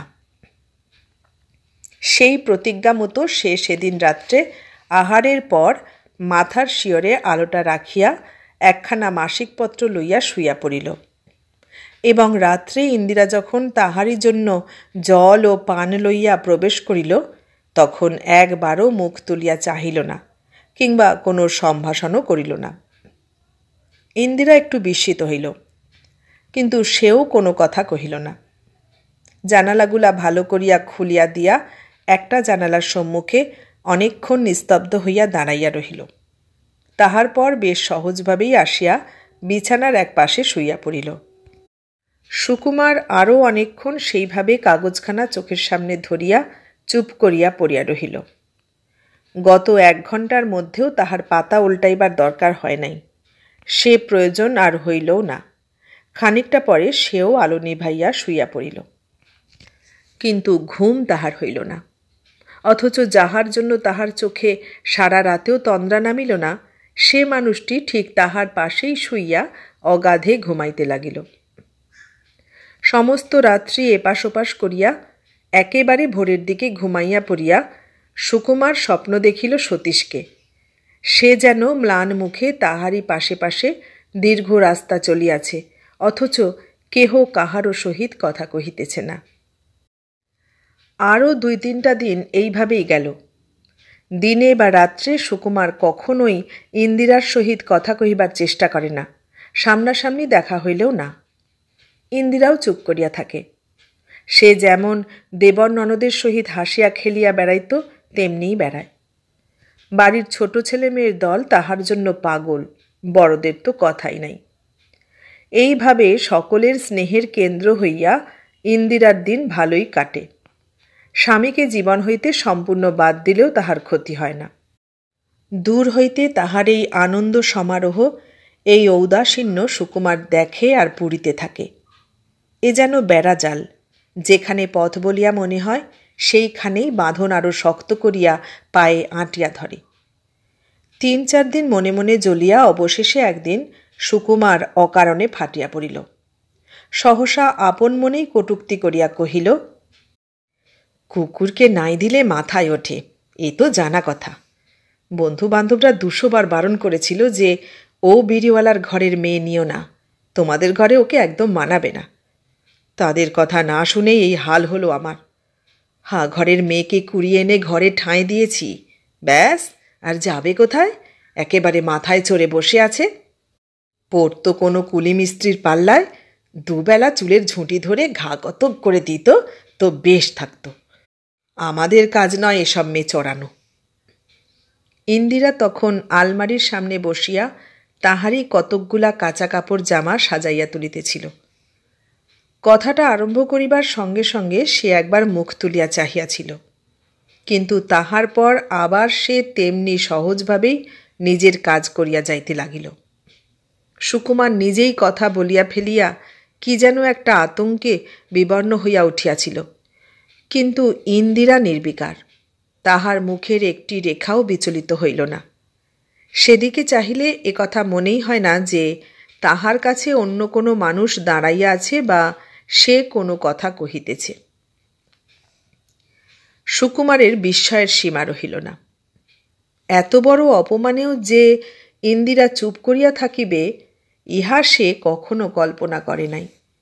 নিজেরই অপমানের আঘাতে বিহ্বল হইয়া সুকুমার কিছুক্ষণ শূন্য দৃষ্টিতে নতমুখী ইন্দিরার দিকে চাহিয়া দাঁড়াইয়া রহিল। তাহার পর এক প্রকার ছুটিয়াই ঘর হইতে বাহির হইয়া গেল। সারাদিন আর সে লজ্জায় কিছুতেই ইন্দিরার কাছাকাছি আসিতে পারিল না। অপরাহ্নের দিকে যখন দূর হইতে দেখিবার মতো সাহস ফিরিয়া আসিল, তখনও দেখিল ইন্দিরা প্রতিদিনকার মতোই হাসি খুশির মধ্য দিয়া শ্বশুর শাশুড়ির সেবার খুচরা কাজগুলি করিয়া যাইতেছে। তাহার শান্ত প্রসন্ন মুখের দিকে চাহিয়া কোনো মতেই বুঝিবার উপায় নাই যে এত বড় একটা ব্যাপার ঘটিয়া গিয়াছে। সুকুমার স্তম্ভিত হইয়া গেল। ইহা গুণ না দোষ, মনুষ্যত্বের না ওই বস্তুটির অভাবের পরিচায়ক, তাহা সে বুঝিতে পারিল না। শুধু বারবার একটা অদ্ভুত প্রশ্ন তাহার মনে উঁকি মারিতে লাগিল, এত কাণ্ড করিয়া, বন্ধুর সঙ্গে প্রতারণা করিয়া, তাহা হইলে কি একটা পাষাণ মূর্তি সে বিবাহ করিয়া আনিয়াছে? উহার মধ্যে কি কোথাও কোনো প্রাণ নাই? সে রাত্রিটা সে ইন্দিরা আসিবার আগেই ঘুমের ভান করিয়া এড়াইয়া গেল। পরদিনও প্রায় সেই অবস্থা। অথচ দেখে ও পক্ষের কোনো দিকেই কোনো মাথা ব্যথা নেই। দোষ যে করে নাই সেই যেন চোরের মতো শাস্তি ভোগ করিতেছে। যে অপরাধিনী, তাহার আনন্দলীলার কোথাও কোনো ব্যতিক্রম নেই। এ যেন অসহ্য বোধ হয়, কিন্তু উপায় কি? নিজের বিষ নিজেরই সর্বাঙ্গে জ্বালার সৃষ্টি করে। তাহার আরও অসহ্য বোধ হয় এই দেখিয়া যে আর সকলেই বেশ আছে। তাহার পরেই যে ভাই 2nd ক্লাসে পড়ে, সে তো ক্ষুদ্র নবাব বনিয়া গেছে। তাহার প্রত্যেকটি কাজ বৌদিদির করিয়া দেওয়া চাই, নহিলে কিছুই তাহার পছন্দ হয় না। অবশ্য এজন্য তাহার সাধনাও বড় কম নয়। হঠাৎ একদিন সুকুমার আবিষ্কার করিল যে সে একরাশ ভালো বিলাতি চকোলেট পুকুর পাড়ে ফেলিয়া দিতেছে।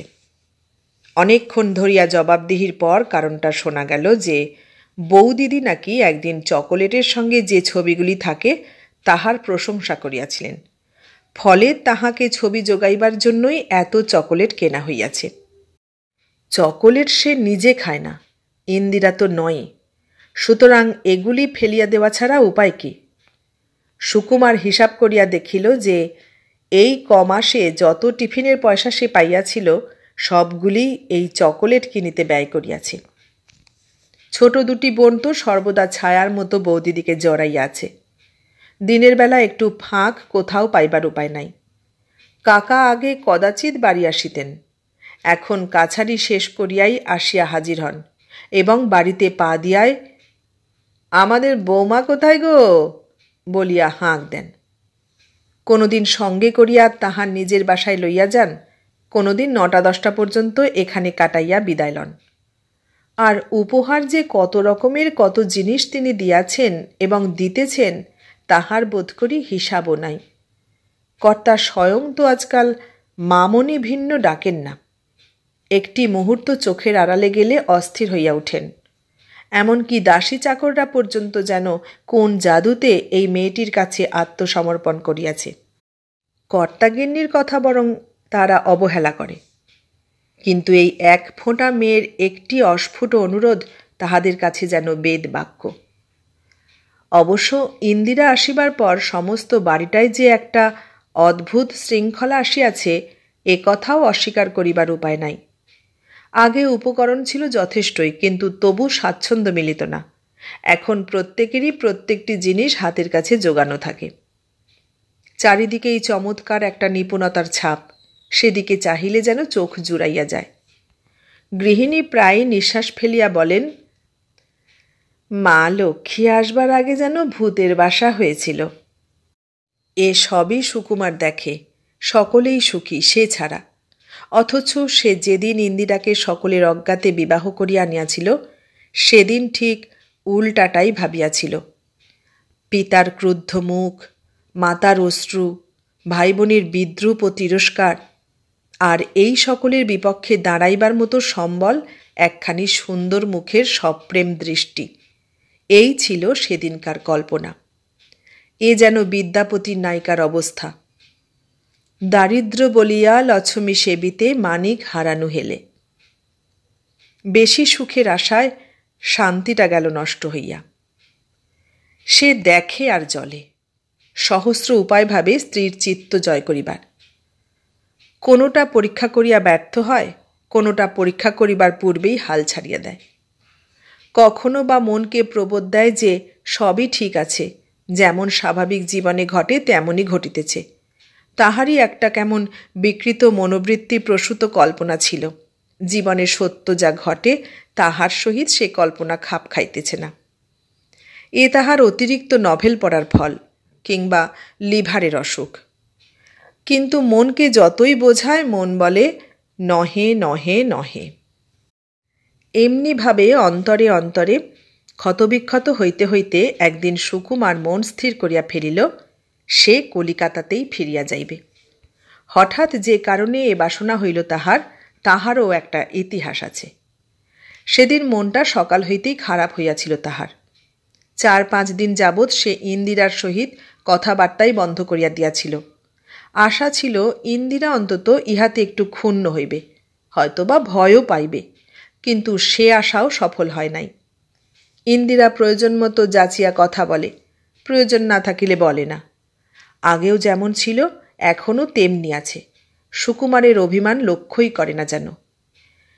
এই ব্যর্থতার ইতিহাসটা ভাবিতে ভাবিতে সেদিন দুপুরবেলা হঠাৎ বৈঠকখানা ঘরে ঢুকিয়া পড়িয়া দেখে যে প্রবোধবাবু একজন হিন্দুস্থানীর সহিত নিবিষ্ট চিত্তে কি আলাপ করিতেছেন। এ হিন্দুস্থানীকে সুকুমার চিনিত। এ জহুরি।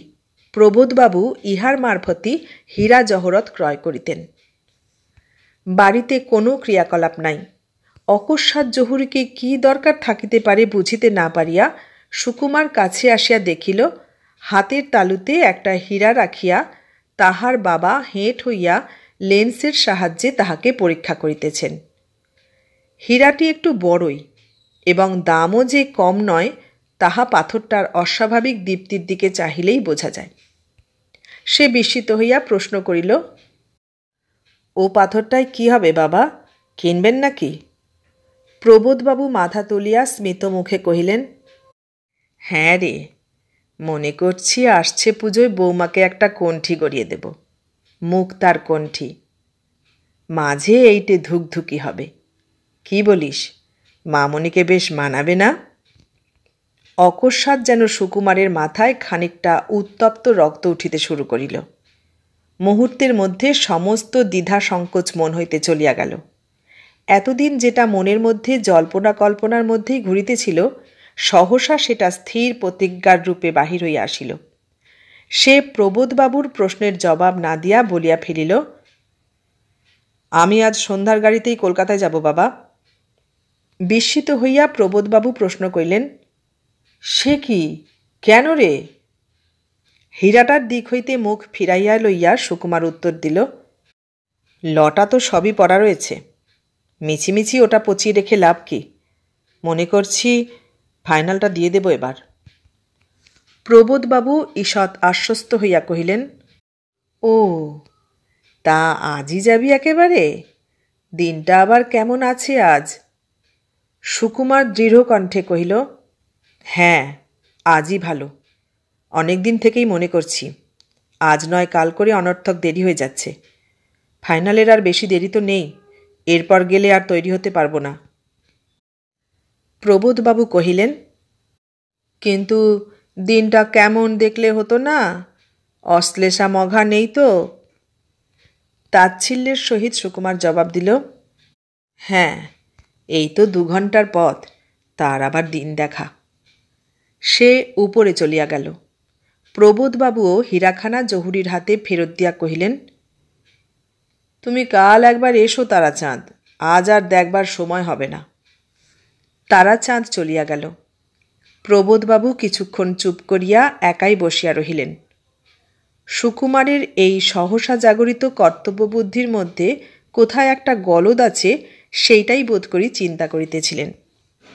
খানিকটা পরে বাড়ির মধ্যে আসিয়া বধূর উদ্দেশ্যে হাঁক দিলেন, আমার মামনি কোথায় গো? ইন্দিরা ছুটি আসিল। বাবা ডাকছেন? তাহাকে দেখিয়াই প্রবোধবাবুর মুখ উজ্জ্বল হইয়া উঠিল। সস্নেহে হাসিয়া কহিলেন, হ্যাঁ গো মা লক্ষ্মী, বসো এখানে।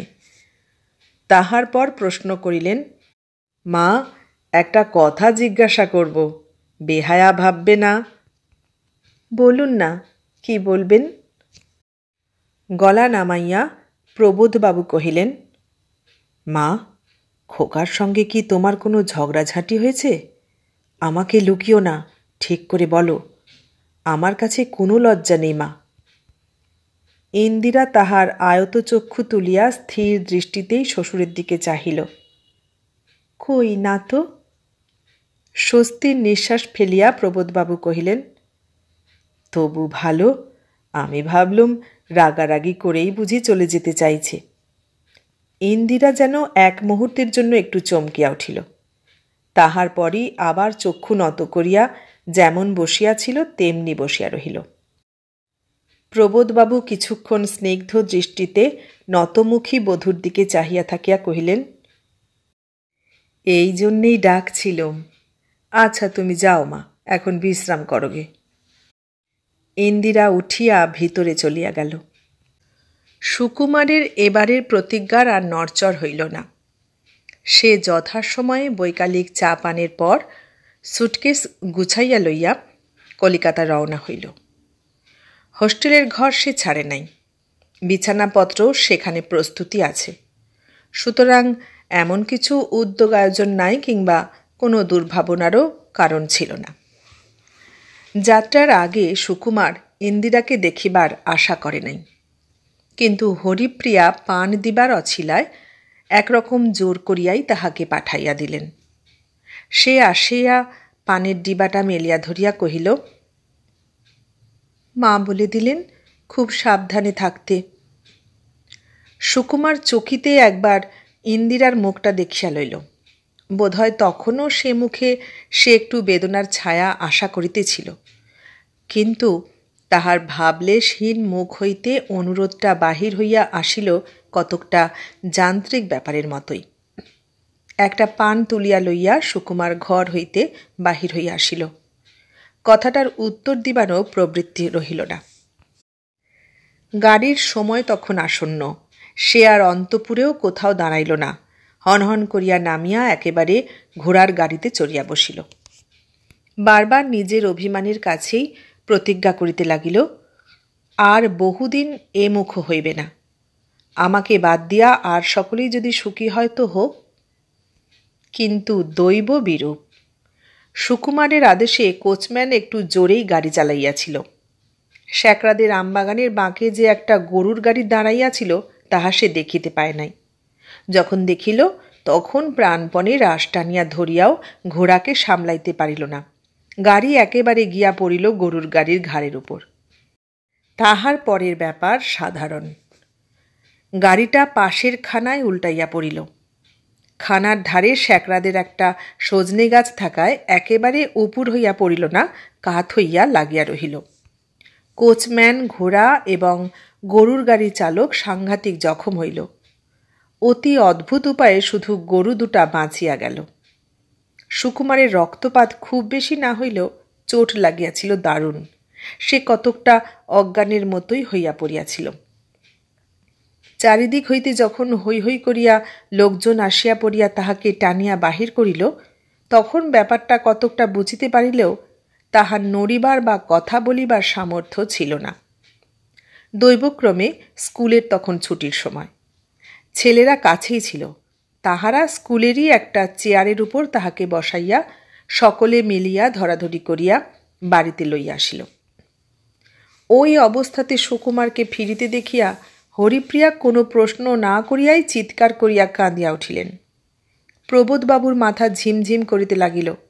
তিনি গোলমাল শুনিয়া বৈঠকখানা ঘর হইতে বাহিরের উঠোনে আসিয়া দাঁড়াইয়াছিলেন। সেইখানেই বসিয়া পড়িলেন। কথা কহিবার, প্রশ্ন করিবার বা কোনো নির্দেশ দিবার মতো তাহার অবস্থা রহিল না। শুধু ইন্দিরা ভিতরে কি কাজে ব্যস্ত ছিল। সে বাহির হইয়া আসিয়া ব্যাপারটা দেখিয়াও কিছুমাত্র বিচলিত হইল না। একেবারে সামনে আসিয়া ছেলেদের সম্বোধন করিয়া বলিল, আপনারা যখন এতই করেছেন তখন দয়া করে ওকে একেবারে ওপরে নিয়ে আসুন, শোবার ঘরে। ঠাকুরপো, আমি ওকে দেখছি, তুমি ভাই বাবাকে একটু দেখো, ওর মাথায় একটু হাওয়া করো। আর ক্ষিরিকে বলো 1 গ্লাস ঠান্ডা জল এনে দিক। লক্ষ্মী ভাইটি, আর দাঁড়িয়ে থেকো না। তাহার পর ছেলেদের পথ দেখাইয়া সে একেবারে নিজেদের শয়নকক্ষে লইয়া আসিল এবং খাটের উপর সুকুমারকে সযত্নে শোয়াইয়া দিয়া প্রথমে জামাগুলা কাঁচি দিয়া কাটিয়া খুলিয়া দিল। ছেলেরা এমনি খুলিতে যাইতেছিল। সে বাধা দিয়া কহিল, দরকার নেই আর অনর্থক নাড়াচাড়া করে, একটা জামার দাম কতই বা। আপনারা বরং দয়া করে কেউ একজন ডাক্তারবাবুকে খবর দিন, এখনও হয়তো তিনি আমাদের ডাক্তারখানাতেই আছেন। একটি ছেলে তৎক্ষণাৎ ছুটিয়া গেল। ইন্দিরা খানিকটা ঠান্ডা জল আনিয়া প্রথমে মুখে চোখে অল্প একটু জলের ঝাপটা দিল। তাহার পর নিজের আঁচলটা ভিজাইয়া সুকুমারের সর্বাঙ্গে বুলাইতে লাগিল। ইতিমধ্যে প্রবোধবাবু, হরিপ্রিয়া দুজনেই আসিয়া পড়িয়াছেন। কাজের মজাই এই যে কেহ একবার আরম্ভ করিয়া দিলে বাকি সকলেই নিজেদের কর্তব্য বুঝিতে পারে। তাহারা আসিয়া কতকগুলা জিনিসপত্র সরাইয়া বিছানার পাশে খানিকটা জায়গা করিয়া দিলেন। জানলাগুলা সব খুলিয়া ঘরে আরও আলো বাতাসের ব্যবস্থা করা হইল। তাহার পর প্রবোধবাবু ছেলেদের ঘরের অপর প্রান্তে সরাইয়া বসিবার বন্দোবস্ত করিয়া দিলেন এবং হরিপ্রিয়া ইন্দিরার নির্দেশ মতো একটা পাখা লইয়া ছেলের শিয়রে বসিয়া বাতাস করিতে লাগিলেন। একটু পরে ডাক্তারবাবু আসিয়া পড়িলেন। সকলে আতঙ্কে স্তব্ধ হইয়া অপেক্ষা করিতেছিল। ডাক্তারবাবু নানাভাবে পরীক্ষা করিয়া দেখিয়া অপেক্ষাকৃত প্রফুল্ল মুখে বলিলেন, না, ভয়ের কোনো কারণ নেই, শুধু শকটাতেই অজ্ঞান হয়ে পড়েছেন, নইলে এমন কোথাও লাগেনি। পকেট হইতে একটা কাগজ বাহির করিয়া খসখস করিয়া একটা প্রেসক্রিপশন লিখিয়া চাকরের হাতে দিলেন। সে ডাক্তারখানায় দৌড়িল। তাহার পর তিনি নিজেই কি একটা ঔষধ ব্যাগ হইতে বাহির করিয়া তুলার সাহায্যে অল্প অল্প করিয়া যে স্থানগুলি কাটিয়া গিয়াছিল সেগুলি পরিষ্কার করিয়া মুছিয়া দিতে লাগিলেন। কিন্তু এই সমস্ত কাজের মধ্যে কখন যে ইন্দিরা তাহার জমিদার বধূর সম্ভ্রম এবং লজ্জা ত্যাগ করিয়া তাহার পাশে আসিয়া দাঁড়াইয়া নীরবে ঔষধে তুলা ভিজাইয়া হাতের কাছে যোগাইয়া দিতেছিল, তাহা এমনকি ডাক্তারবাবুও বুঝিতে পারেন নাই। প্রবোধবাবু বা হরিপ্রিয়া দেখিয়াছিলেন, কিন্তু তখন তাহাদের তাহা লক্ষ্য করিবার কথা নয়। প্রথম লক্ষ্য করিল রোগী। এইসব শুশ্রূষার মধ্যেই এক সময়ে সে চোখ মেলিয়াছিল, কিন্তু তখনও তাহার চৈতন্য ভালো করিয়া ফিরিয়া আসে নাই। মিনিট 2 পরে যখন ব্যাপারটা দৃষ্টিভেদ করিয়া মস্তিষ্কে পৌঁছিল, তখন সে চমকিয়া উঠিয়া দেখিল ইন্দিরা ডাক্তারের পাশে দাঁড়াইয়া তাহার সেবা করিতেছে। ইন্দিরার মুখে উদ্বেগের ছায়া। সুকুমার নড়িয়া উঠিতেই সকলের চমক ভাঙিল। হরিপ্রিয়া একেবারে মুখের উপর ঝুঁকিয়া পড়িলেন। প্রবোধবাবু হেঁট হইয়া প্রশ্ন করিলেন, এখন কেমন বুঝছ বাবা? কষ্ট হচ্ছে না তো? ইন্দিরা মুখের উপর ভালো করিয়া ঘোমটা টানিয়া দিল, কিন্তু কাজ বন্ধ করিল না। সুকুমারের ভ্রু কুঞ্চিত হইয়া উঠিল। ইন্দিরা তাহার সেবা করিতেছে, ইন্দিরা তাহার জন্য উদ্বিগ্ন। এই ব্যাপারটার মধ্যে এমনই নূতনত্ব, এমনই বিষয় আছে যে দৃশ্যটা মুহূর্তের মধ্যেই তাহার মনে মোহের সৃষ্টি করিয়াছিল। সেই অনুভূতিতে ব্যাঘাত ঘটায় সে বিরক্ত হইয়া উঠিল, কিন্তু মুখে শুধু ক্ষীণ কণ্ঠে বলিল, ওগুলো কি দিচ্ছেন ডাক্তারবাবু? বড্ড জ্বালা করছে যে। ডাক্তারবাবু ব্যস্ত হইয়া কহিলেন, না, এই যে হয়ে গেছে, আর জ্বালা করবে না। মোদ্দা আপনি এখন একদম নড়বেন না, কিংবা কথাও বলবেন না, আর একটু যাক। সুকুমার আর কথা কহিল না। তাহার এ অবস্থার সমস্ত ইতিহাসটা ভালো করিয়া মনেও পড়ে নাই তখনও পর্যন্ত। সবটা সে বুঝিতেও পারিতেছিল না। শুধু তাহার অর্ধজাগ্রত চৈতন্যের মধ্যে একটা কথা বেশ স্পষ্ট হইয়া উঠিয়াছিল ইতিমধ্যেই, যে সে গুরুতরভাবে পীড়িত হইয়াছে এবং ইন্দিরা তাহার সেবা করিতেছে। এই নূতন তথ্যটাই সে চোখ বুজিয়া মনে মনে অনুভব করিতে লাগিল, এই অপ্রত্যাশিত সংবাদটা। ঔষধ আসিয়া পৌঁছিল। ডাক্তারবাবু কাঁচের গ্লাসে ঢালিয়া নিজে এক দাগ খাওয়াইয়া দিলেন এবং চেয়ারে জাঁকিয়া বসিয়া ঘোষণা করিলেন যে আরও খানিকটা না দেখিয়া তিনি নড়িবেন না। হরিপ্রিয়া শিয়রে বসিয়া তেমনি বাতাস করিতেছেন, সুতরাং আপাতত কোনো কাজ নাই। প্রবোধবাবু কতকটা নিশ্চিন্ত হইয়া বাহির হইয়া আসিলেন। ভয়ের বিশেষ কোনো কারণ নাই, কিংবা প্রয়োজনও নাই বলিয়া ছেলেগুলিও একে একে বাহির হইতে শুরু করিল। ইন্দিরা মিনিটখানেক বোধহয় চুপ করিয়া দাঁড়াইয়াছিল। এখন এইসব নড়াচড়ায় যেন তাহার সম্বিত ফিরিয়া আসিল।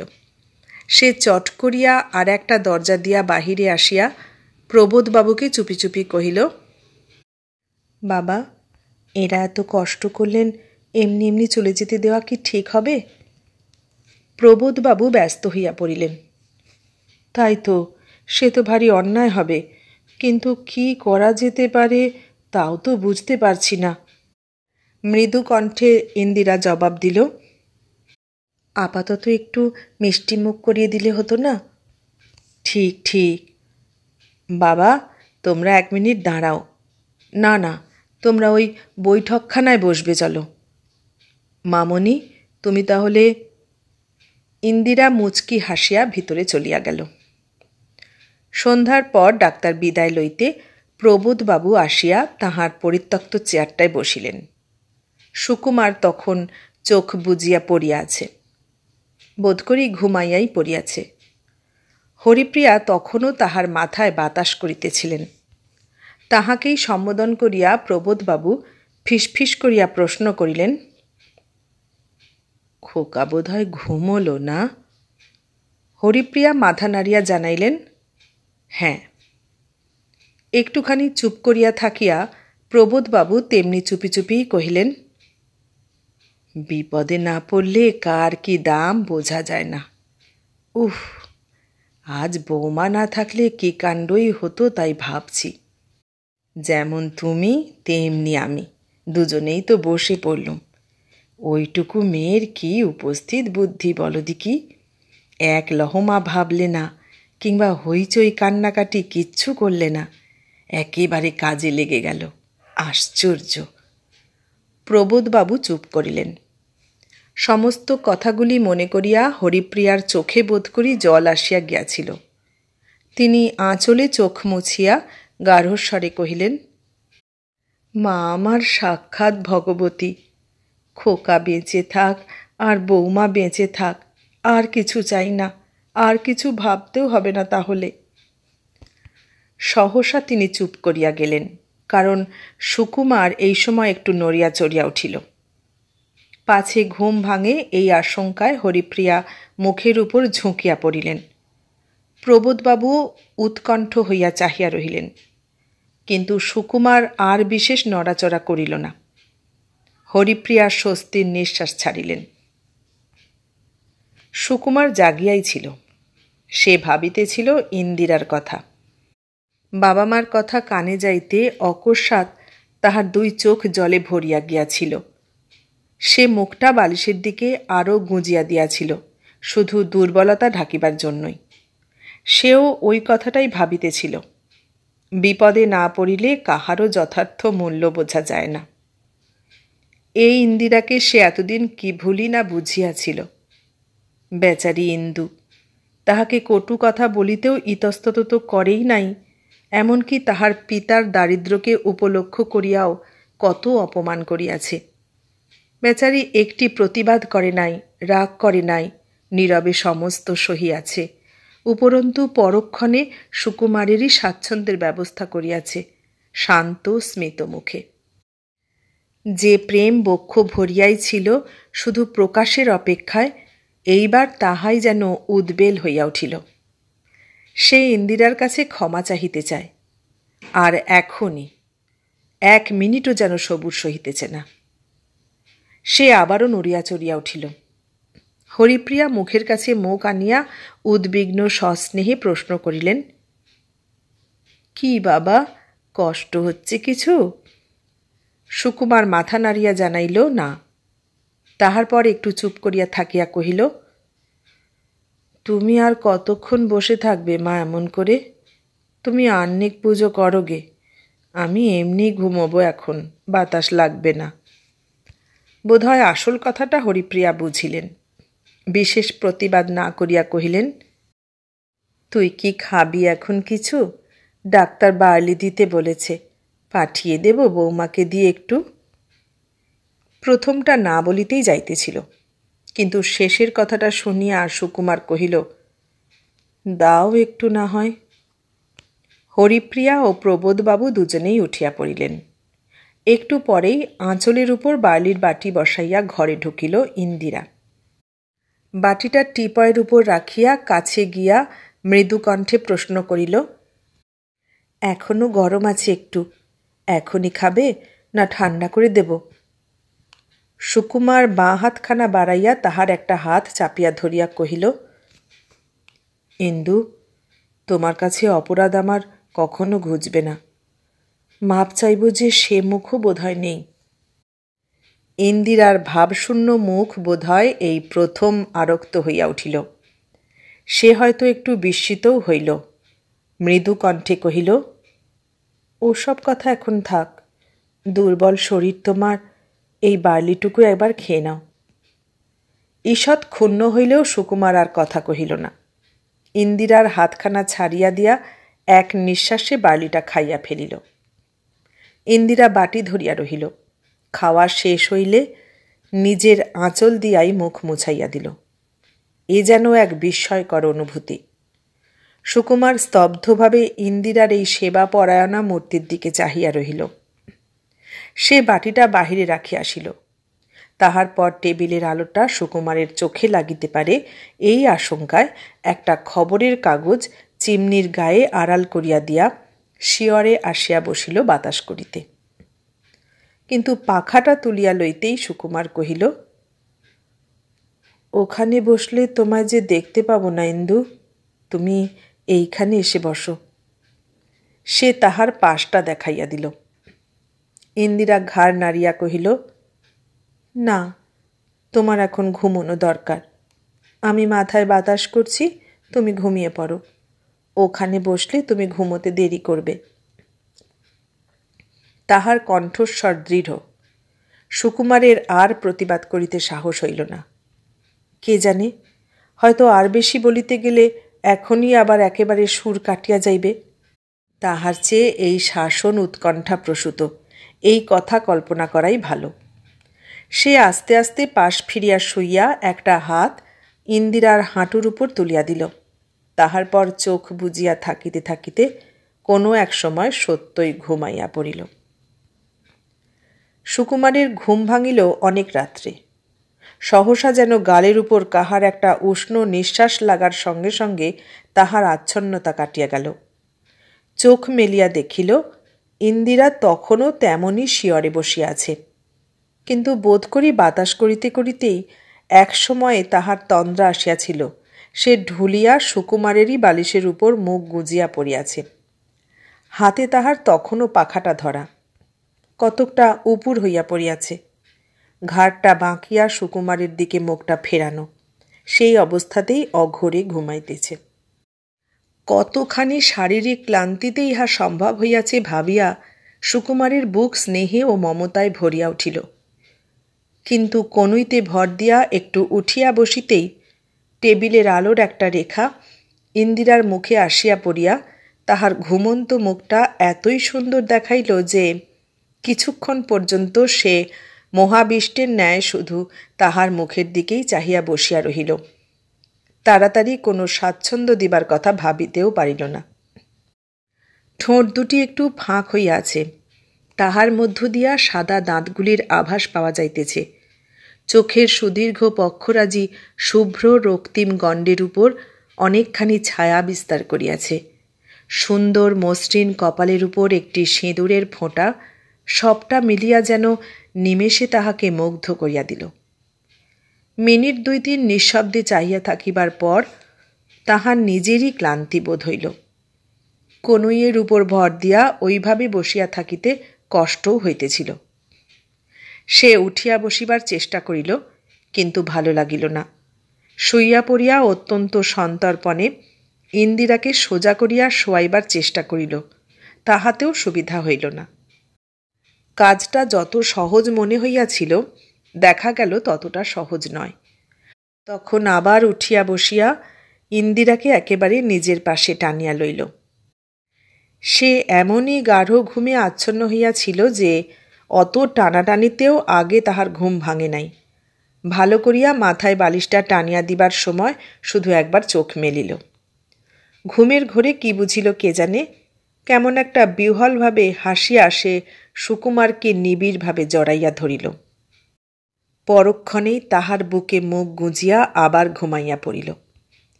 ইহা হয়তো স্বপ্ন, ইহা হয়তো ঘুমের ঘোর, তবু সুকুমারের সর্বাঙ্গ শিহরিয়া উঠিল। সে ঘটনাটা অনুভব করিবার চেষ্টা করিল, কিন্তু সমস্তটা যেন মাথার মধ্যে তাল পাকাইতে লাগিল। তাহার সমস্ত কল্পনা আজ হয়তো বা মিথ্যার মধ্য দিয়াই সম্ভব হইয়াছে। তবু তো তাহা ঘটিয়াছে, তবু তো সে ইন্দিরার নিবিড় বাহুবন্ধন অনুভব করিতেছে। সে যেন ভরসা করিয়া জোরে নিঃশ্বাসও ফেলিতে পারিতেছিল না, পাছে এই মিথ্যা সুখটুকুও চলিয়া যায়। এমনি করিয়াই সারা রাত্রি কাটিয়া গেল। ইন্দিরার ঘুম ভাঙিল একেবারে ভোরের দিকে। সে প্রথমটা ঘুম ভাঙিয়া ব্যাপারটা কিছুই বুঝিতে পারিল না, তাহার পর তাহার মনে পড়িল যে সুকুমারের মাথায় সে বাতাস করিতেছিল। খুব সম্ভব সেই অবস্থাতেই ঘুমাইয়া পড়িয়াছে এবং মুহূর্ত 2-3 মাত্র। তাহার পরই প্রবল লজ্জায় তাহার গণ্ড কপোল কণ্ঠ লাল হইয়া উঠিল। সে তাড়াতাড়ি উঠিয়া বসিল। বসিতে বসিতেই সুকুমারের সহিত তাহার চোখাচোখি হইল। সুকুমার তখনও জাগিয়াছিল। সারা রাত্রি জাগরণে তাহার চোখ দুইটি রক্তিম, চোখের কোলে কালিমা। ইন্দিরার লজ্জা ও বিস্ময় লক্ষ্য করিয়া সে ক্লান্তভাবে হাসিল। ইন্দিরা অপ্রস্তুত হইয়া মাথার খোঁপাটা ঠিক করিতে করিতে কহিল, তুমি কি সারা রাত ঘুমোওনি? না রানী, তোমাকে দেখছিলাম। এমন করে কাছে পাবার ভাগ্য তো হয় না। ইন্দিরার কান মাথা গরম হইয়া উঠিল। কহিল, ছি ছি, তোমার অসুখ শরীর, এমন করে রাত জাগা কি ঠিক? আমায় ডেকে দাওনি কেন? সুকুমার উত্তর দিল না। আঘাতের বেদনা তো ছিলই, তাহার উপর সারা রাত একভাবে শুইয়া থাকিবার ফলে তাহার সারা দেহ তখন আড়ষ্ট হইয়া উঠিয়াছে। রীতিমতো যন্ত্রণাও শুরু হইয়াছে। সে সোজা হইয়া ভালো করিয়া শুইবার চেষ্টা করিতে গেল, কিন্তু পারিল না।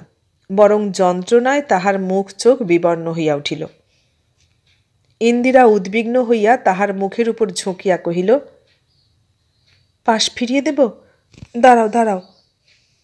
ক্ষীণ কণ্ঠে সুকুমার কহিল, বড় ব্যথা ইন্দু, সারা দেহে যেন কি কামড়াচ্ছে। সে আর কথাও কহিতে পারিল না। গভীর ক্লান্তি ও অবসাদে চোখ বুজিল। ইন্দিরা কিন্তু তাহার যন্ত্রণার কারণটা অনুমান করিয়া লইয়াছিল। সে তাড়াতাড়ি তাহার বাঁ হাতটা ভালো করিয়া টিপিয়া টিপিয়া রক্ত চলাচলের ব্যবস্থা করিয়া দিল। তাহার পর সাবধানে সুকুমারকে পাশ ফিরাইয়া দিয়া একরকম ছুটিয়াই বাহির হইয়া আসিল। বাহিরে পা দিতেই প্রথম যাহার সহিত দেখা হইল তিনি হইলেন হরিপ্রিয়া। পুত্রবধূর মুখের রক্তিমাকে তিনি লজ্জা বলিয়া ভুল করিলেন। ছেলের ব্যথা একমাত্র তিনিই জানিতেন। সেই জন্য কাল রাত্রে দ্বারপথে উঁকি মারিয়া দুজনকে অত কাছাকাছি ঘুমাইতে দেখিয়া বধূ উপবাসী আছে জানিয়াও তিনি ডাকেন নাই। পুত্রের জন্য উদ্বেগ থাকা সত্ত্বেও তাহাকে তাই কিছু উৎফুল্লই দেখাইতেছিল। কিন্তু সে ভুল তাহার শীঘ্রই ভাঙিল। ইন্দিরা উদ্বিগ্ন হইয়া কহিল, মা, ওর যন্ত্রণা আবার বেড়েছে, গাও যেন একটু গরম বোধ হলো, ডাক্তারবাবুকে একবার ডাকতে হবে। সে কি? হরিপ্রিয়া একরকম তাহাকে ঠেলিয়াই ঘরে ঢুকিলেন। সত্যই সুকুমারের গা গরম। সে অবসাদে একেবারে তখন ভাঙিয়া পড়িয়াছে। ডাকা ডাকিতেও চোখ খুলিল না, কিংবা কথা কহিল না। তুমি রাত্রে কিছু টের পাওনি বৌমা? এই সব ব্যাপার একটু সাবধানে থাকতে হয়। তাহার কণ্ঠস্বর তীক্ষ্ণ, কোথায় যেন তিরস্কারের সুর লুকাইয়াছিল। ইন্দিরা মাথা হেঁট করিয়া পায়ের আঙুল দিয়া খাটের পায়াটা খুঁটিতে খুঁটিতে জবাব দিল, বড্ড ঘুমিয়ে পড়েছিলাম মা, উনিও ডাকেননি। তুমি জেগে থাকবে বলেই আমি নিশ্চিন্ত ছিলুম মা, অতই যদি ঘুম পেয়েছিল আমাকে ডাকুনি কেন? ইন্দিরা এ কথার উত্তর দিল না, কিন্তু তিরস্কারে ভাঙিয়াও পড়িল না, কারণ উহার ভিতরের খোঁচাটার মধ্যে সত্য ছিল না। সে শুধু কহিল, আগে ডাক্তারকে খবর দিন মা। হরিপ্রিয়া রুষ্টস্বরে জবাব দিলেন, তুমিই যাও, শ্বশুরকে বলো গে, এখন আমি খোকাকে ছেড়ে যাই কি করে? তিনি একেবারে সুকুমারের শিয়রে গিয়া বসিলেন। এতক্ষণ শুনলেন গজেন্দ্র কুমার মিত্রের লেখা উপন্যাস পুরুষ ও রমণীর প্রথম পর্ব। কেমন লাগছে? ভালো লাগলে লাইক কমেন্ট শেয়ার করবেন, আর নতুন বন্ধু হলে সাবস্ক্রাইব করার অনুরোধ রইল। সবাইকে অনেক ধন্যবাদ জানিয়ে আজ এখানেই শেষ করলাম।